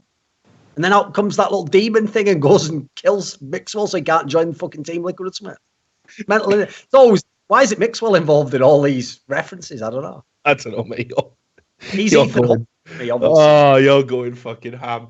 So no, but you're right. Like we all know who the players are, the ones that kind of. But here's the other thing: the organizations enable this to be the fucking case, right? The organizations enable this because they're all so terrified now of players going into free agency and then maybe not getting the money back that they have invested into the player, because they'll pay you a big salary, but they want a big buyout at the end of it. Now teams are going to players and saying you will enter into a 2-year agreement, which is honestly, I couldn't in good conscience say to a player a 2-year agreement is a good thing, because in all of these 2-year contracts, the org still reserves the right to cut you if you're shit. They still reserve the right to replace you. So you might think, oh, well, that's great. I don't even have to play. No, there's no upside for you. Yeah, there is no upside because you can't go to another team unless that team is willing to pay a super extortionate 2-year buyout on however many months you've got left. And I think it was even 3 years for the guys at North. That was talked about. Some people said that was incorrect. So I don't know. But certainly 2 years seems to be the new standard. So imagine that, right? You've got these players. Even if you as an organization recognize they were shit, no fucker wants to buy them. So what do you do with them? You may as well get something out of them. You can't have Nitro come around and paint your house on weekends just because he's in fucking Team Liquid. You know what I mean? You gotta try and actually find something that works. No, but that's the thing. Nitro never paints the fence. He's Tom Sawyer. He gets everyone else to do it. Yeah, he takes credit for it, doesn't he? Yeah, maybe he does have that one good tournament every 5-6 tournaments. There is that. No, here's the thing, though. I will say as well, another big problem that the NA scene has is, by the way, when I said that the NA players don't get paid enough, that's absolutely not on the NA orgs, by the way. That just shows that, unfortunately, one thing that has, I won't say fully ruined because it's good to have money in the scene, but all those European orgs just inflating the salaries with money that they don't ever have to apparently show a return on. I understand why any teams won't match that. I wouldn't. If I'm Cloud9, I'm not just going to waste all my investment money on that. Get nothing for it. Why would I? There's no return on it. Go to the Overwatch League. Exactly. That's where you waste your money, mate. Yeah, exactly. Don't waste it on fucking CS. All right. So next roster swap. After we've gone down that cul-de-sac, I suppose now is the time to talk about the fucking insane tale of Navi. This is like just the most bonkers bunch of bullshit I've ever seen. So I'm going to I'll set the tone for this discussion about Navi, right? Seized was utterly fucking shit for I don't even know, like however many months. A long time, mate, sadly. Yeah. Now, again, I have these memories because I like to go and bat for these players. You know, when I understand the roles that they play in the team. And again, people will find footage of me going, Seized is the best thing about Navi. Seized is the stealth star of Navi and all this shit. Definitely hasn't been true for like 6 months or whatever it is. He's been so bad, like just so unbelievably bad. And in some games, so bad it's felt like 4v5s for Navi. Now, a lot of people have been saying, oh, this is the simple effect. This is the simple effect. It's not. So others were saying Seized cannot be an in-game leader. I don't understand how just calling a default strat at the start of the round, which seemed to be his entire involvement in in-game leadership from the games I watched and the comms that I heard, right? I don't understand why that would make your own game so bad, right? It makes no sense to me. And he also got wrecked as well by one of the ES Force, generic ES Force owner, number 5, who just comes out of the shadows. You will never leave. But that guy who come out and said, Seized has let himself down and he let the team down and all this, like, because he's no in-game leader. Whatever it was. Yeah. Just we can say that we own him for life now, you know. So that was a bit harsh. Maybe he got lost in translation, obviously. I don't know. But I mean, like, for me, I was like, at this point, after this major, Seized has got to go. And when I saw all these interviews, Guardian saying, yeah, I think there'll be roster changes. Guardian never shows his hand. You know what I mean? He's not that personality type. So I was like, well, Seized has definitely got to be the one to go. Then it turned out it was going to be Seized and Guardian. And I kind of felt weird and ambivalent about it. And then somehow Seized has just moonwalked back into the fucking team. Sup, guys? Yeah, I've been playing like shit for 6 months, but look at his face. Look at my beautiful skin. How the fuck's he done that? It's mental. So just give me your thoughts on the Seized issue to begin with. Like, here's the thing. I agree. I said similar things in my video. Yeah, the guy was really good before he became the in-game leader. You always had... Here's the thing. I gave him a solid 6 months where even when he wasn't that great an in-game leader, I was like, give him time, because obviously this is a very unfair situation because Navi's had this whole thing forced upon them where... Like, you have to realize this would never be allowed in a real fucking sport. Imagine that. Like, oh, I've just traded for the best wide receiver. What's that? Wide receiver as a role is completely nerfed. Well, I've just banged my whole franchise on that for the next 10 years. That would never be allowed in a real sport. But that's what happened to Navi, basically. They had the most ridiculous, like, Deus Ex Machina ruin their whole team out of nowhere. So... I gave him a lot of time, like, you know, it's not like a normal city. Like, he didn't choose to be the in-game leader. He's having to do it, so let's give him a bit more room. But yeah, I actually think they waited too long on that one, you know. They waited like almost a whole year. I think it was about a year by the time they made this move. They should at least have brought in another in-game leader or bit the bullet and done something else with him or tried him in another role, because it does seem like they've ruined him completely at this point in time, you know. Like you say, it's not just in-game leading. His game is actual shit. Like, he just doesn't do anything in the server. Yeah, you can't hit a cow's ass with a fucking banjo. And then, I think it's even worse than you were making out there, because you have to realize, like, yeah, if it wasn't for these mental buyouts that people in Flipside and Hellraisers wanted for Angel and Electronic, he wouldn't be in this team right now. So what's mad is everyone in the team has to know we didn't even want Seized. Seized has to know they didn't want me. Everyone wanted me out of the team. And basically, they just had to take me back because I'm free. And the other guy's $1 million in euros or whatever. And then the other guy's, God knows how much the Flipside one was. I mean, the whole point is the flip side one. That's the one no one talks about. He's obviously only just begun his ridiculous contract that he will never get out of unless he is a godlike player for 2 years, you know. Yeah, well, you know, like, so... so for Seized to sort of come back was just fucking crazy to me. I was like, you've done the right thing there. Seized will probably go. He could go to a flip side or whatever, kind of rebuild himself. Right? I think a player like that, even emotionally, needs to go to a lower team and then find out, do I still have the fire to be good? Or was it just, you know, were they keeping me down or raging? Was it bad attitude? You go to a lower team, you reinvent yourself as a good player, then one day you come back, and as Zeus has done. Like, the way that's not even the story of Zeus, mate. That's how fucked people are with emotions in CS. Every fan is catching feelings all day long. But they don't understand what makes Zeus's story amazing is this is a guy who was at rock bottom and who learned from his mistakes and reinvented himself, admittedly, as the same person he used to be 2 years before, and then became back in all his glory. Anyone who thinks, it's like the same shit happened with Kiyoshima, didn't it? See, Kiyoshima won in phase. He was never the problem.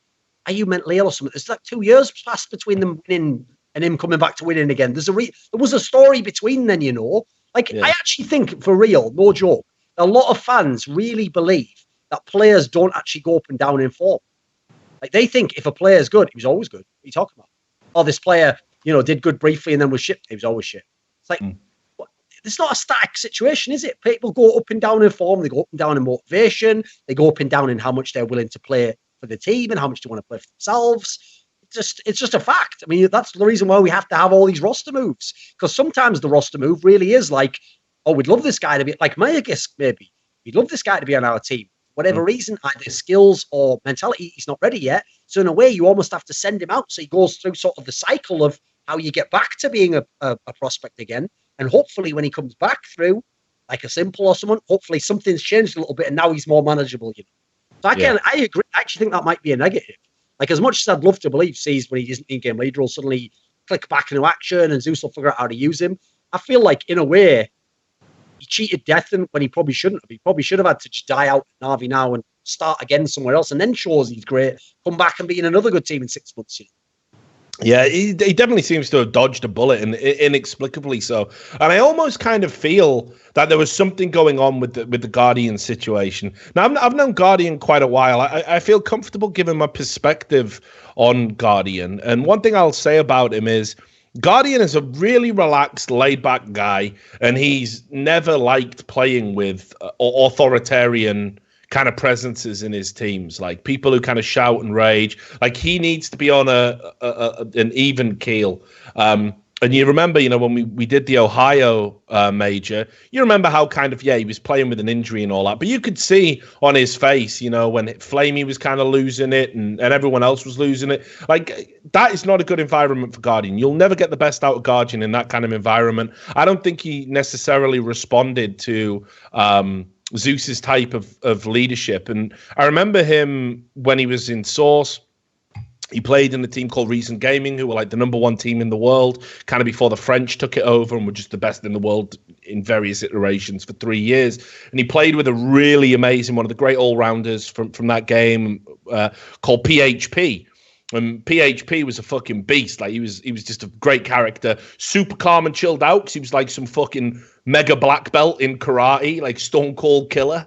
But he was also like really passive, great hybrid player, could rifle, AWP, frag, could win you a final single-handedly by himself, but he was an in-game leader, right? So he got the best out of Guardian. When Guardian first came back and started playing at the level he did and got into that recent gaming team, he was replacing an already legendary AWPer called WT, who everyone thought cheated.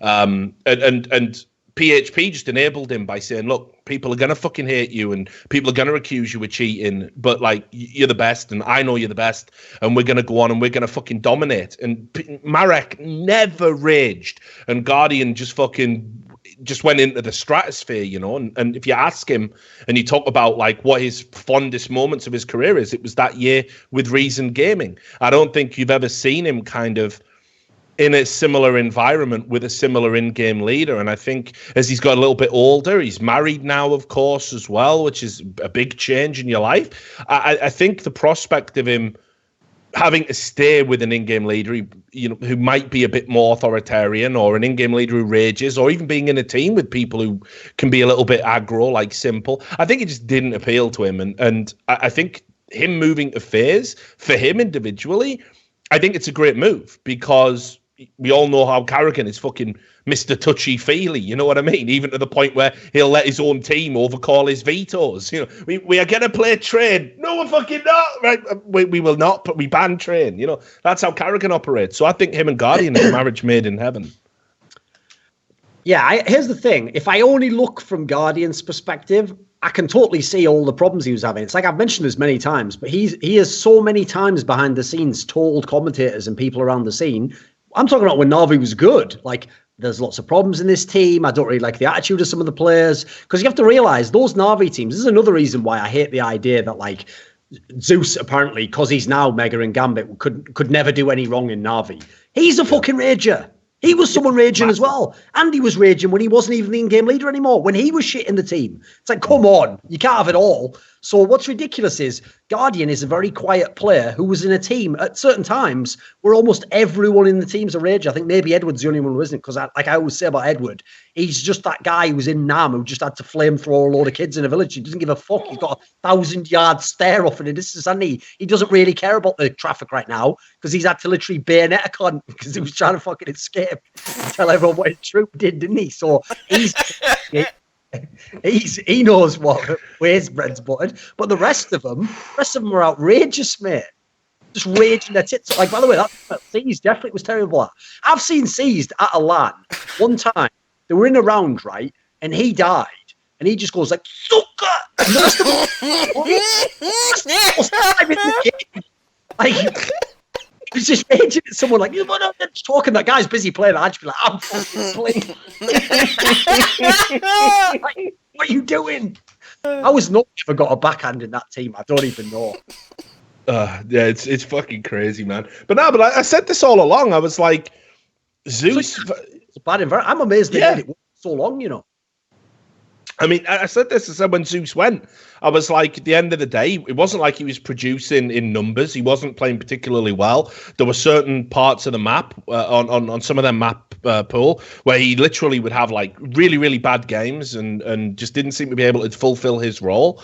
And that's all well and good if you're a great in-game leader and a great tactician. But let's be honest, you know, that team at that time, they were underachieving as well. And there was no tears when Zeus went, really. Let's be real about it. There were a few of the fucking purists, the people who followed 1.6 religiously, who were like, oh, it's sad to see Zeus go. Zeus and Navi are synonymous with each other. You know, he's done so much for the organisation. Maybe we should keep him on as a coach. No one was saying, bloody hell, he was such a good player and such a good in-game leader. No one was saying that. Like, so there is this revisionist approach kind of now that he's bounced back. But it's like you said, the one thing he inarguably did is he fucking self-analyzed.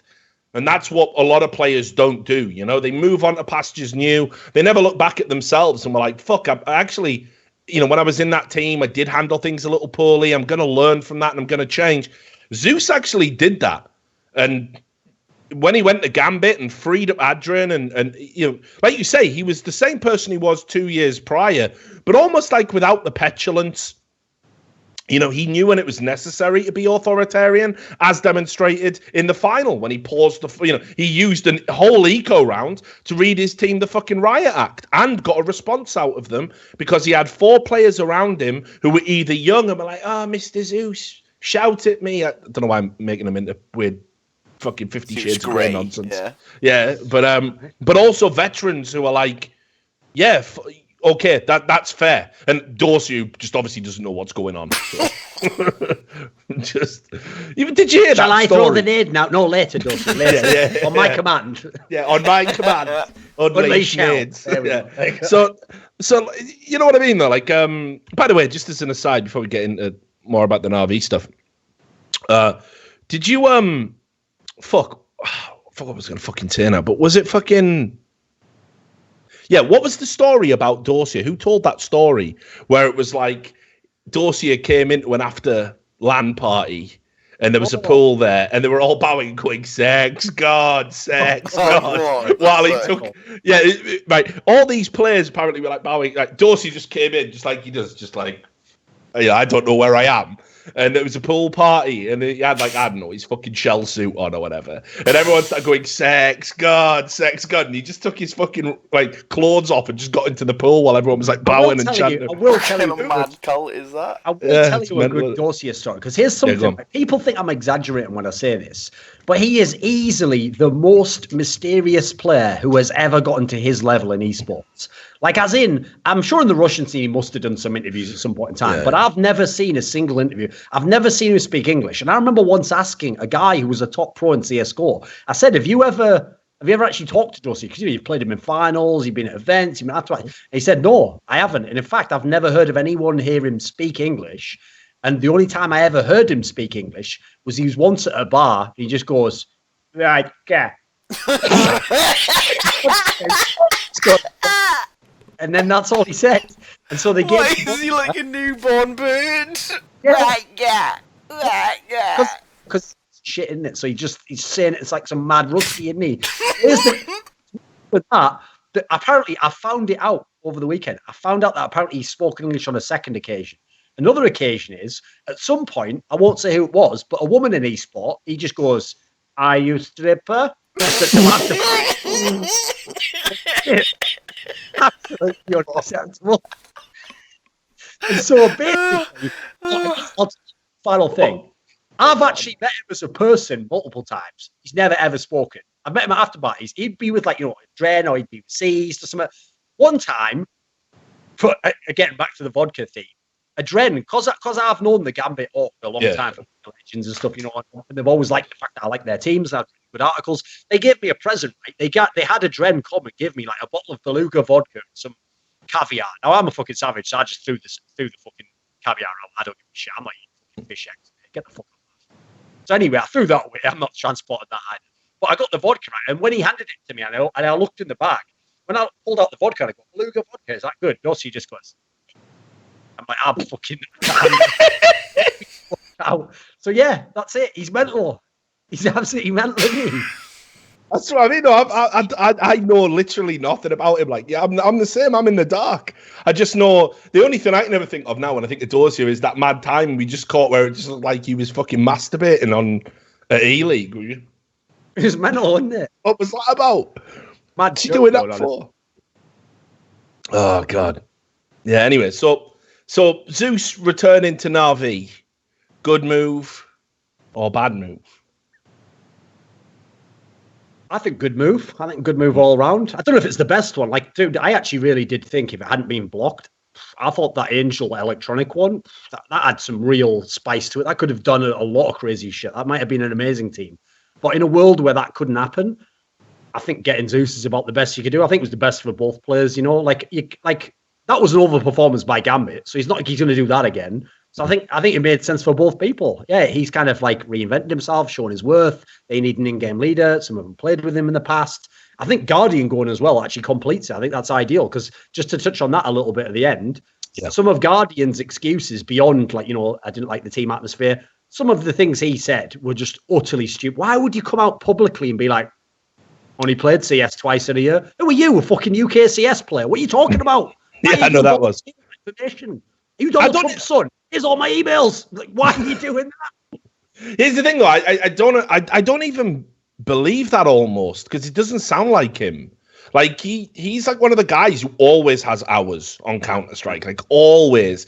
The idea that like he wasn't putting the practice in, I don't believe it. And then, but maybe it's true. I mean, like him and Simple had that weird exchange, didn't they? On not directly, but you know, it was on Reddit, and Simple had said that he'd been lying to his team for a year and stuff like this, you know, and it was like, just really weird that it kind of ended on that sour note, you know, like Guardian was like one of their star players, if not their star player, and was almost everything good that happened to Navi seemed to flow through him in some way, and it's ended on this really bad note, which that's also, I think, part of the problem is like if you look at the context of how Guardian joined Navi, first of all, he obviously only ever joined those Russian teams because at the time there were no good players from Slovakia in CSGO. You know, it took a long time until the fucking Stako and his Zero and Oscar got his head together. You know, all these people from that region got together. There was no one. So already he was kind of forced to play in these other teams. So in some ways he was like the progenitor of like the Nico to Mouse Sports type scenario.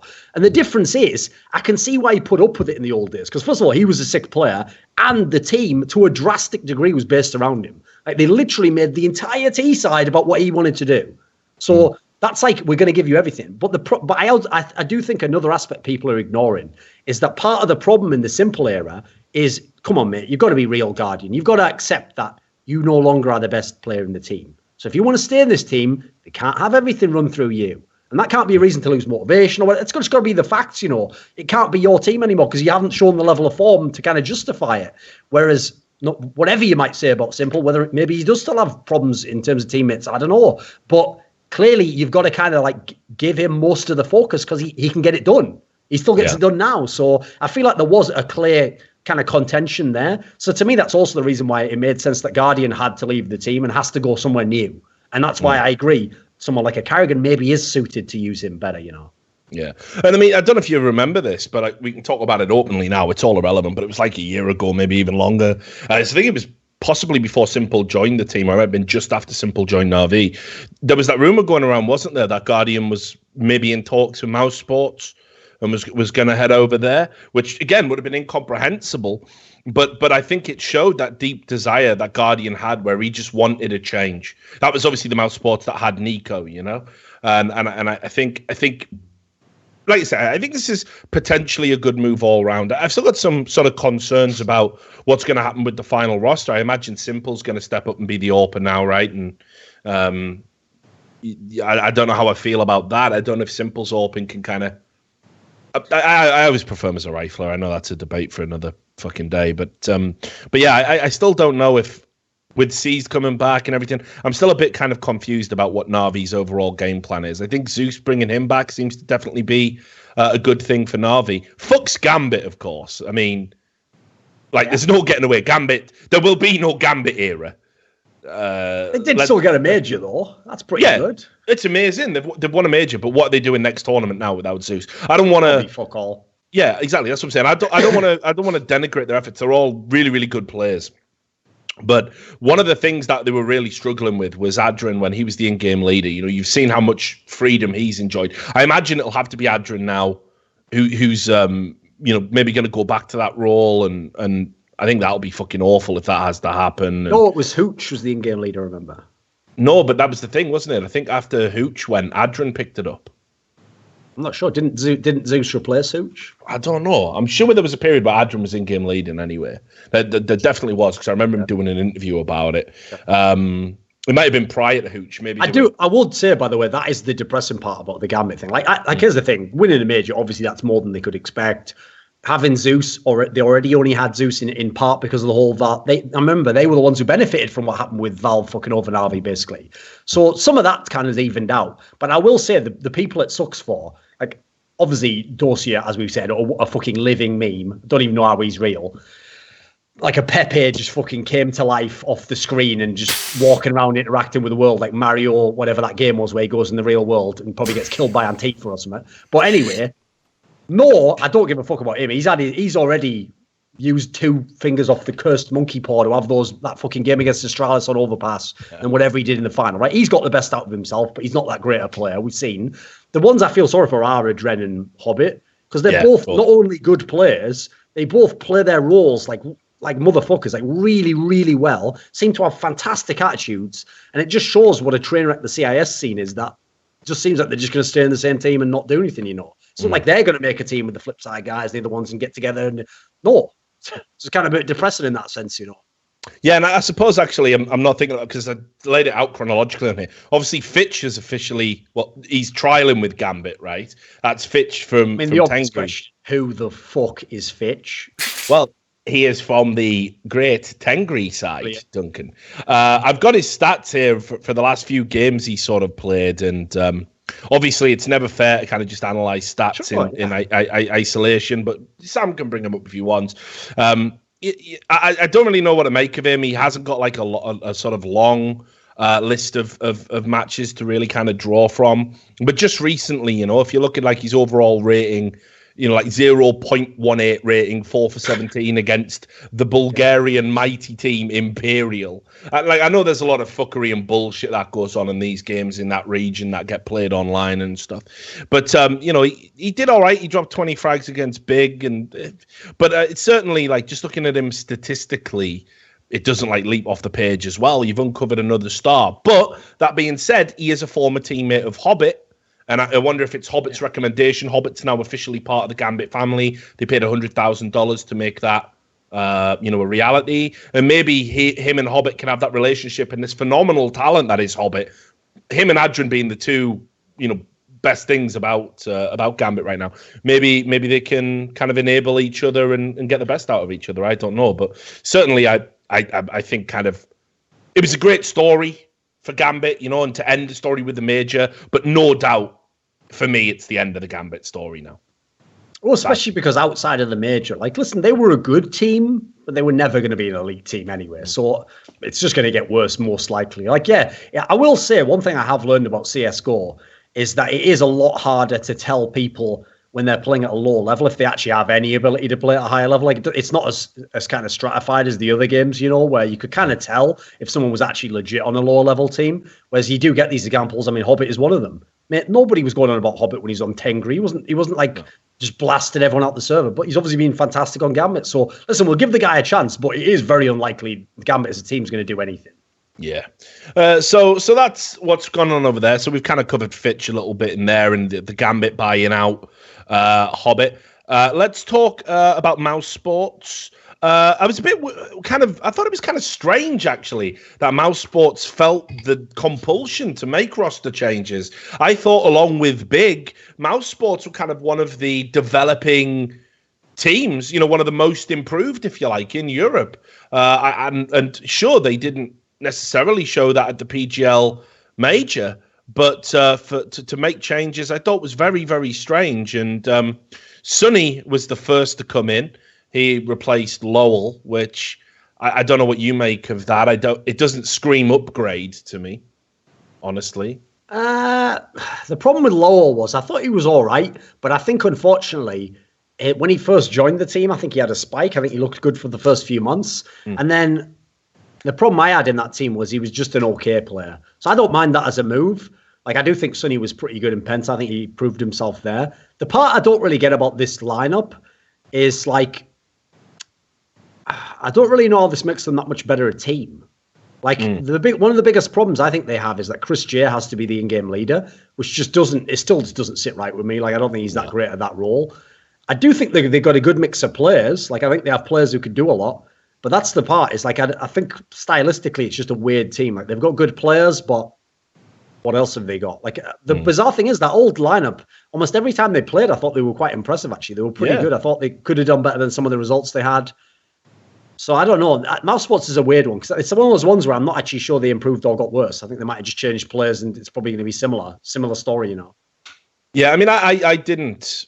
I'm like you. I thought they were on an upward trajectory. I thought they were looking good. I don't know why they felt compelled to make it, but there's one thing I will say: at least it's over. At least the fucking nightmare of Dennis is over.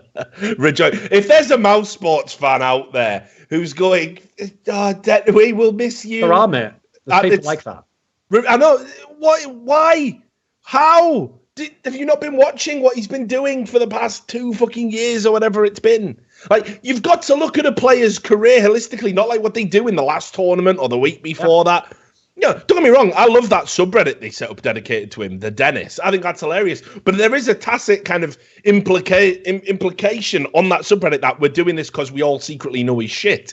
You know what I mean? But like, people were like going, I don't see how Sticko is an upgrade. Come on. It was dead level pegging between like whether Dennis or Spiddy should have gone. They must have just flipped a coin for that one. And we all remember how bad fucking Spiddy was. So what are we talking about? I even tweeted out saying this just shows how fans will have this revisionist approach. Like you say, they'll catch feelings and they'll be like, oh, but yeah, he's been in the team for ages and he's the last German in the team, in the German organ. None of this matters. Dennis has not been a solid performer consistently since he's been in Mouse Sports. He's been one of the problems.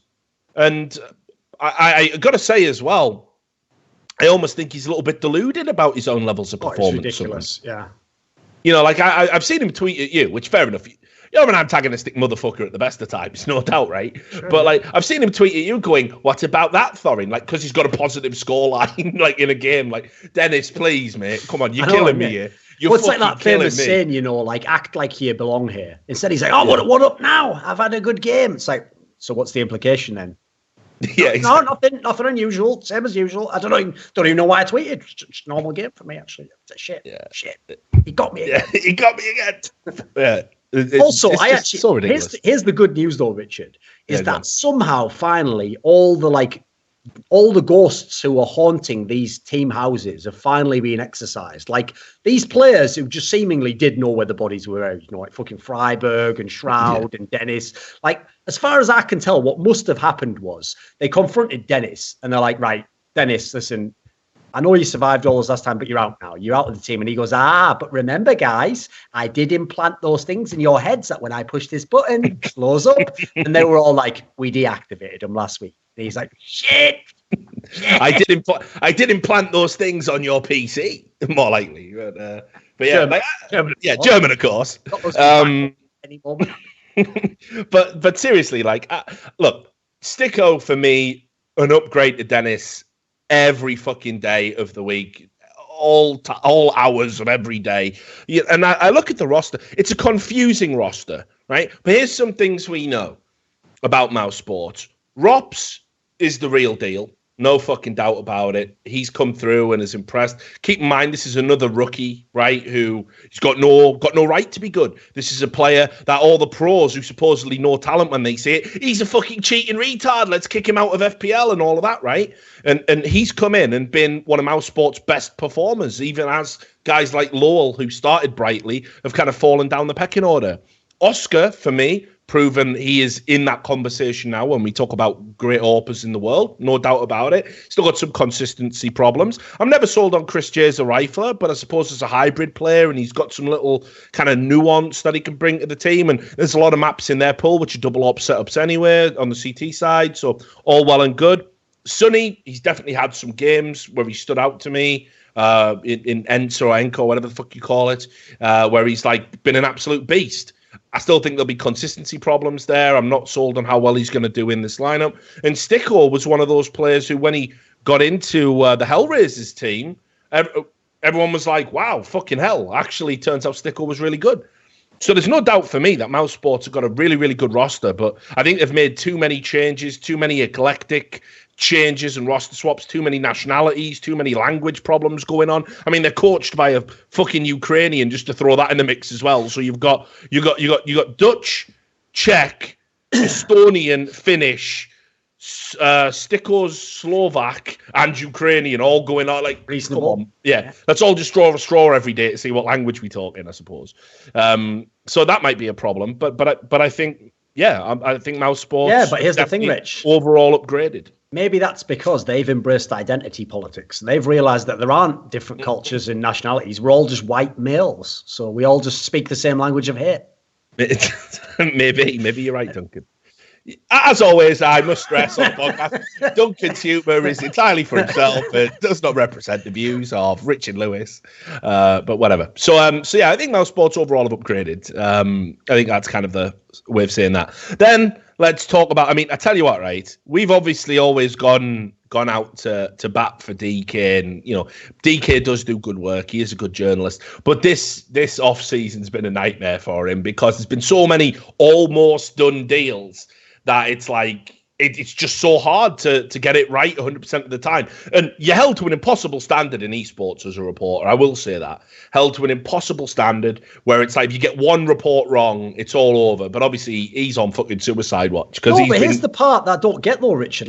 Here's the part I genuinely don't get. I'd get that there are idiots that'll have mad conspiracy theories and weird perspectives. Like, that's fine. But what I don't get is the when the community backs them.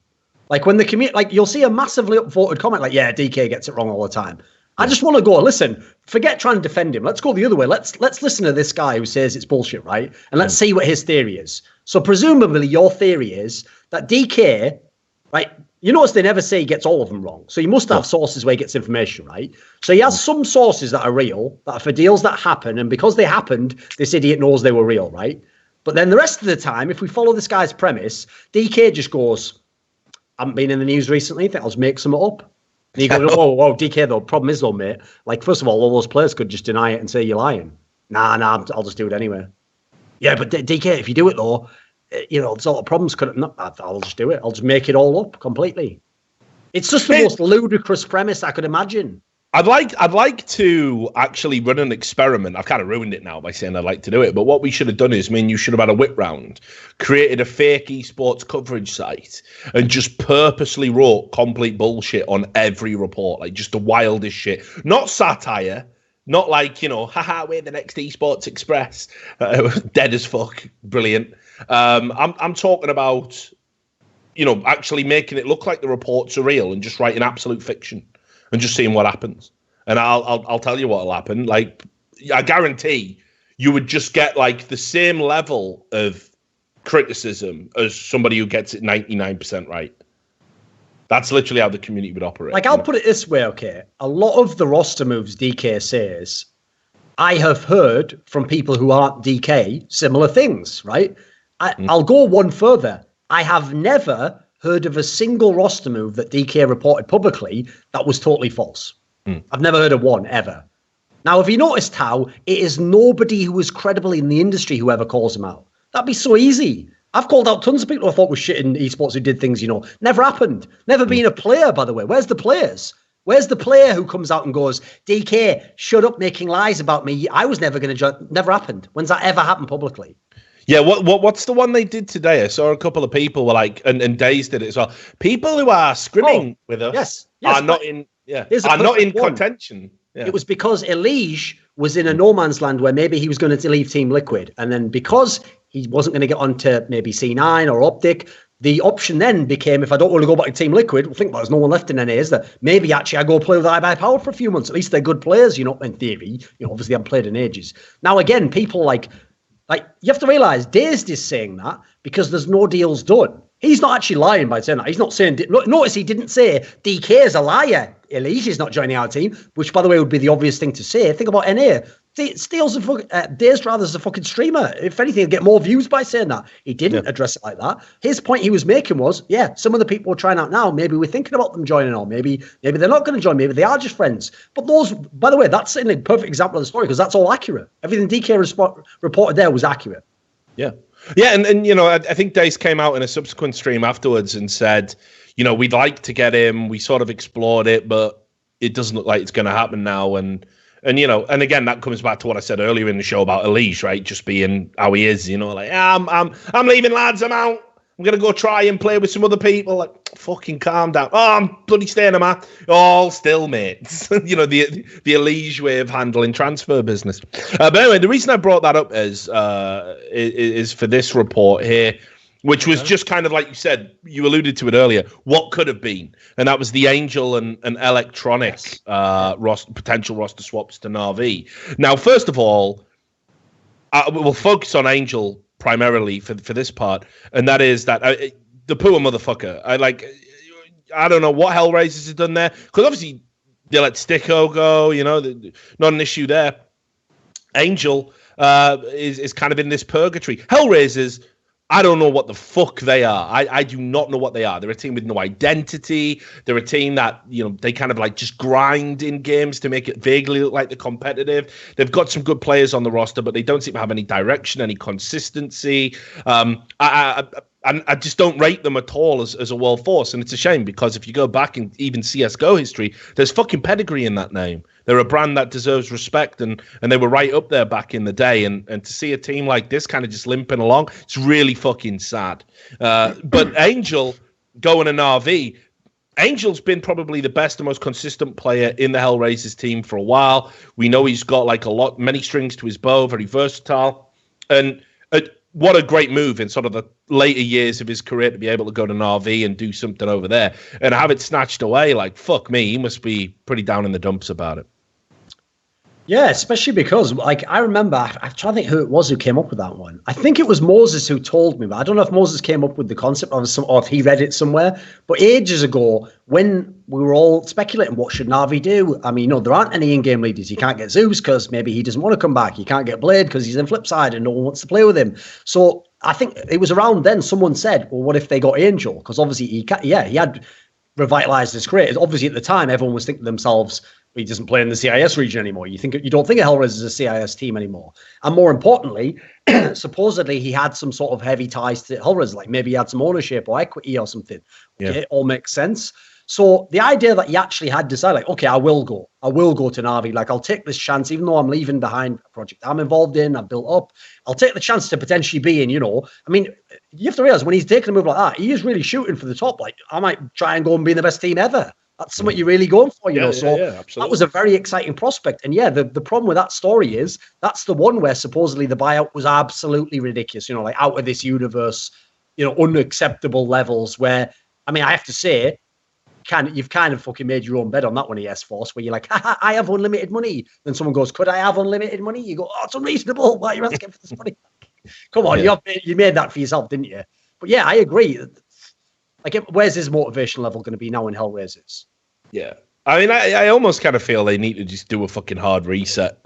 Because otherwise... Yeah, almost. Just sell them all.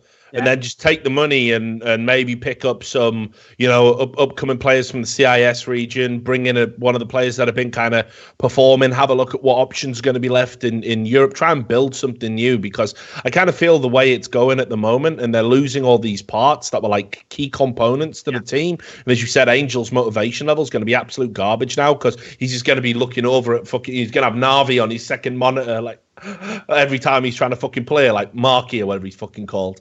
Just straight ghosting. Definitely did. But anyway, so I kind of feel sorry for him. And then there was the Electronic one with Flipside, right? And Electronic was an even weirder one for me because, I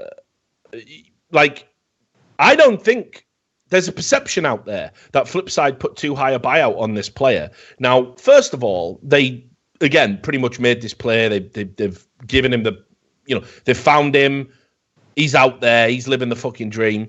And played really well for them, and is one of the breakout stars of 2017, no doubt about it. And I think this is an example of ES Force almost trying to bully a smaller organization by leak. I would bet dollars to donuts that the leaks about Electronic supposedly joining them came from Navi themselves to kind of try and unsettle him a little bit. Or as we call it, pulling a team liquid. Yeah, right. I would honestly think that is what's happened here based on kind of stories I've heard, and I think as well, I don't think the buyout's particularly unreasonable for him. I think Flipside are kind of wanting market value, but because he's unknown and obviously they can get at the player and say, bloody hell, Flipside are a bit shit, aren't they? You could have been playing for Navi and unsettle him that way. I think what they were trying to do was hold out and get him on the cheap. Now, in current market value, Electronic is worth $100,000 to $150,000 in my opinion. And now my understanding is that the buyout that Navi were willing to pay isn't that high. Okay. So that's the issue. If you're Flipside, how do you sell your star for less than market value? I don't think you can. So that's an issue. But equally as well, how do you keep a player and say, look, I'll be all right. It's Flipside just grinding out games to get to the major again and doing absolutely fuck all else for the year. How do you sell that to him as an attractive prospect when he could be in Navi playing with Simple and all these legends, So keeping Electronic focused is going to be a real tough problem for them. I don't know how they fix that. No, I mean, that is a massive problem in itself, because actually, like, that whole storyline that people love about Flipside, that somehow they make it to the major even though they do fuck all, they don't even do anything online, that only is funny if you're talking about, like, Blade, and, like, in the past when they used to have absolute shitters like Shara. It's only funny because the idea is they're not supposed to be at the major. But the idea that, like, you're actually a really good player and you just make the major and bomb out, that's not cool. There's nothing appealing about that story. What the fuck ever happened to Shara? I think what they did was, right, again, he fell through that stage? Yeah. It was like the Dennis and a Freiburg type scenario. It was getting really awkward because they couldn't kick him from the team. So they just constructed an area in the gaming house, like a pit, a well, and then he fell down it and they just covered it over. It's like the ring or something. He's just down there waiting. Yeah. He's going to crawl through Electronics fucking television late at night. But yeah, so so that could have been an interesting lineup. I think that, like you said, I think that would have been a good lineup for Navi. I definitely want to see Electronic reach his potential. Meanwhile, over in Hellraisers, just while we're talking about them, and then we'll do the C9, and then we'll wrap up the show. Like, what are they doing here? So Bondik is out now, and they're trying Woksik, the Turkish guy. Yeah, some good clips of him, man. Yeah, I've seen some good clips. You've seen a few of those ones? Yeah, I've seen a few of those. Doesn't matter though. We live in a world, don't we? At the post fact, no one could possibly be dodgy online, Duncan. What are you talking about? So you got Woksik, and you've got a player Issa from Jordan. I think he is. Right? So this is what I mean about Hellraisers. Like, so Angel's like, wait, so Sticko and Bondik are going. Surely we got mad money for them, and we will be bringing in some insane levels of players here. Like, oh yeah, we've got a really good Turkish player. Angel's like, Zantares? Nah, we got Woksik. We got that high sense shitter from FPL. But the fifth must be good. Yeah. A star from Jordan. No, like it's so fucking tragic what's happening to that team. Meanwhile, you're like, don't worry, guys, we've still got Dead Fox. And fucking kill me, put me down. You know what I mean? What is going on with that fucking team? By the way, the worst thing about Dead Fox is he's just ruined that joke I had, didn't it? You know, the old joke was like the only good fox is a dead fox. Now at this point, it's actually like borderline. Which one's better? Mate, it's not even. The old Fox, the original Fox, is fucking balling out of control over in Dignitas compared to what Dead Fox is doing. Yeah. You know, no, that team's dead, mate. That team's just a joke at this point in time. Yeah, and that's what I mean. Again, like, you think about that pedigree, you think about that brand, like, oh, God, you're killing me over here, like, you know? So, anyway, Rest in peace, Hellraisers. But yeah, let's just talk then finally about kind of the big moves that have all been confirmed. And that is the C9 move. The introduction of Rush and perhaps more surprisingly, Tarek joining Cloud9, which makes a nothing moving to inactive and Shroud being a streamer, which, let's be real, that's what he was for the past however long anyway. So kind of sad to see nothing go out, but I guess, like, even if you're a critic of Tarek for nothing still obviously feels like an upgrade for me. And Rush, I think, is fucking mental. I think he's insanely good. And when you have that core now of 3 of the 4 best players in NA playing on the one roster, Skadoodle starting to get his form again. So no more killer clown jokes, Duncan. No more. He's back, baby. I think it's after iBuyPower got unbanned by ESL, Skadoodle was like, the guild, it's all been collectively lifted from me. And he just started wrecking people again. Like, but I think that's a really good roster. I think that is a team now that will challenge on an international level, like 100%. I think it's good. I do still think they've got an issue that presumably they're just going to keep with Stewie UK as the in-game leader, and I'm still not sold on that as like an actual concept. Like, I agree, if they're going to play like a very default style, which is what they were doing with him, at least you got better players. So yeah, it could work in that respect. But I still feel like I'd rather that team had like a real in-game leader. With that said, I like those additions for sure.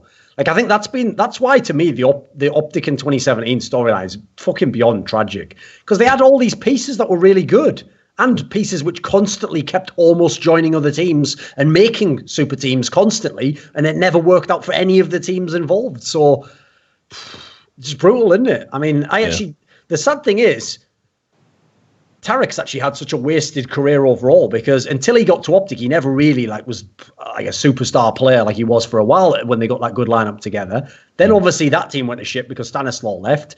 He's someone who he could have been in Cloud9 in the past. He could have been in Team Liquid in the past, but used to get blocked by CLG because they're another org that wouldn't let you go because they had, they were one of those ones that would have like, our buyout is, and then it's just like the fucking infinity symbol, like, William, well, I can't provide that. Yeah, well, that's the buyout. It's in the terms, So he's been kind of reamed on his whole career. And I think like Rush, that's why I always said, even when Optic had those odd runs, right? So for example, they made like top 8 at like Cologne or whatever, and they'd sometimes have the odd upset. I would always be like, I don't think Optic's back, because if you have a look when they were really good late in 2016, that was because Rush was like the engine of the team, and actually he was bad the whole year. He even acknowledged it himself on Twitter, like he couldn't find the old Rush as it was.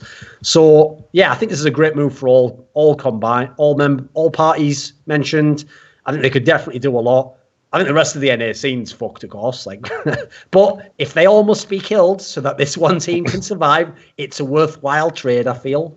Yeah, but this is what I said, though. There's always been a team for me out there in NA where if you could get all of the parts together, you could make a team that would challenge, like, no doubt about it. It's one of the tragedies about the iBuyPower situation is that back then, some of those parts were there on that roster, if not all.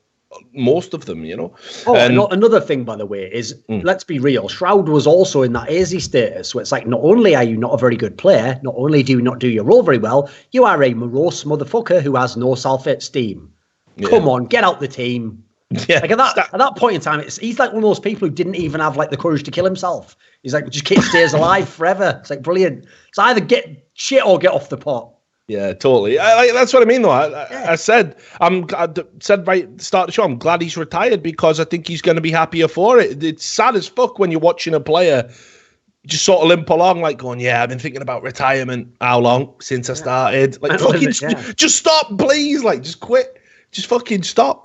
And there's almost like a perverse cruelness in kind of talking him out of it repeatedly. Nah, one more tournament, Shroud. This is the one. Mental, isn't it? Yeah, like, just like don't let him go. They were just like fucking enabling this guy, like self-destructive behavior.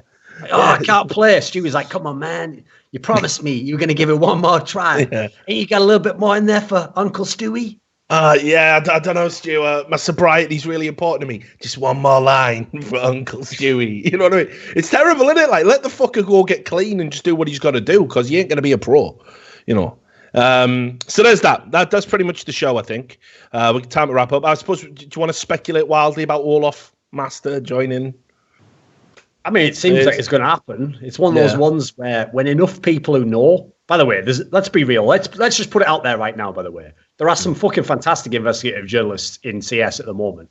Like, I know you don't do as much stuff now, so mainly it's DK and Nell, the French guy who do it. All their stuff seems sound. I've actually never seen them jump the gun and just, do like a ridiculous rumor where, it's only like one person's even said it and it's a half rumor. And, I've never seen them do a mad speculation. Usually there's always something to what they're saying. So there are people out there who are totally legit you can follow. And enough of them have said it that I feel like there has to be something to it. Like, this is one of those moves where even if it doesn't happen, let's say somehow Fnatic pull a Hex and they just get Olaf Meister and they keep him on the team, and say, one more year, we've got to do it, then it'll be another one of those moves where it was all but done. Like, every party was involved and was initially at one board, but maybe not all at the same time, and then somehow it fell apart. So I do think that that's a bit of a ridiculous one, though. Like, that's a move I hope doesn't happen, quite frankly. Because when I heard the Guardian one, I was like, listen, I can go this far. I can figure out a way that maybe you can replace Alu, even though he wasn't necessarily playing badly. Maybe you do need more firepower. Maybe Carrigan be the guy reinvent Guardian. I can get behind all that. I don't get this move of like cut Kirishima and bringing Olaf Meister. Like, Olaf Meister has shown no even desire to play the kind of role that Kirishima played. I thought Kirishima actually had completely reinvented himself. He was nothing like the player from MVS. He played totally different type of player. He's pretty good actually. He's doing his job. And I thought he was one of the more stable elements in the team. So I think this might be a move too far. Like, this one really does look like Carrigan was like, I want all the 2016 All-Stars. I must have them all. Yeah, he's been fucking spoiled, that fucker. So lucky. But I'll be keeping an eye on FaZe. I mean, again, I think they jumped the gun a little bit. Sure, going 0-3 in a major, it weren't pretty, but I didn't really think. I don't think it necessarily they needed to make huge sweeping changes like they have done and still be very good. But now the level of expectation surrounding that team, if that is the final roster, is ridiculous. That team should go on to be the best team in the world. By all right and reason, surely. Is it a future number one for you? I do think they've got a mad upside. Like, they've got one of the most ridiculous upsides just from roster that we've ever seen in the history of Counter-Strike. Like, it's because the key thing is, if they really do make this move, even though, like I kind of implied by the Kirishima thing, I don't know what the fuck the roles are going to be. That doesn't even make any sense to me whatsoever. But with that said, you don't even need them all to work out. If just like 3 of them work out and then one of them sort of half firing, it's so ridiculous. You still could be a potential champion, right? Yeah. So I actually feel like the scene's in a very weird place. Like, I still think SK is the odds-on to be the best team because they just seem to have all the pieces. Astralis seems very good still, but the difference is people like Navi, people like FaZe, the upside is massive, obviously, because they've got so many good players that kind of weren't being fully used to the best of their ability. So yeah, I think FaZe they have a lot more chance to fail than they had with the last lineup, but they also have a bigger upside. Like, I actually do think, fair play to them, as mad as it sounds to change the lineup when they had so many good results, I think they had kind of shown like all they were going to show. I don't think they were going to go a level above what they'd done. So if you really were second best all the time and you're not winning, if you have the chance for whatever reason, it's very rare that you do, to make a mad move that could make you number one, you've got to take it, I think. You've got to roll the dice. Yeah, no doubt. And I feel sorry for Arlu as well, just on a final point, because I thought he was playing fucking amazingly. Like, on current form, I think he was a better AWPer than Guardian so far. So. Yeah. But the thing is, though, maybe it'll all work out. Maybe we'll get in that Optic EU team and make good money and all the rest of it. Because here's the thing. I'll tell you, here's a story about Alu that no one knows. I once went up to Alu and I asked him, I said to him, like, listen, I know it's banter and I know you don't give a fuck and all that, but why do you still have that tweet up, the one where it's just a picture of your balls? Like, everyone's already got the picture of it already. It's on hltv.org. Just delete the tweet, and then you can always be like, oh, well, I was young or whatever. Why have you still got it up? And he just goes, because then you lose. And I go, can't argue with that. See ya. I'm out. He's got a fucking sick attitude, hasn't he? Yeah, he doesn't give a fuck, mate. And I'll lose the top guy. I talked to a lot of pros, actually. It's really weird. Like, even though we were a bit harsh on him when he was, well, maybe not harsh, maybe we were fair when he was in NIP. Like a lot of pros would say to me, like, if I could play with anybody, I'd want to play with Arlu, actually. He seemed to be rated very highly by his fellow pros, which often tells you something. So I do hope he goes on to get a good team and whatnot. But there we go. So let's wrap up the show. Final thing to do before we go. Go on then, Duncan. I'm going to put you on the spot, right? Since, I had a lot of fun doing this. 2 hours flew by. We got people watching, 3,000 people tuning in for the return of the show. We got people clipping the bits of you saying ridiculous borderline, get me fired shit, on the front page of Reddit. I've got enough people trying to do that, I'll tell you.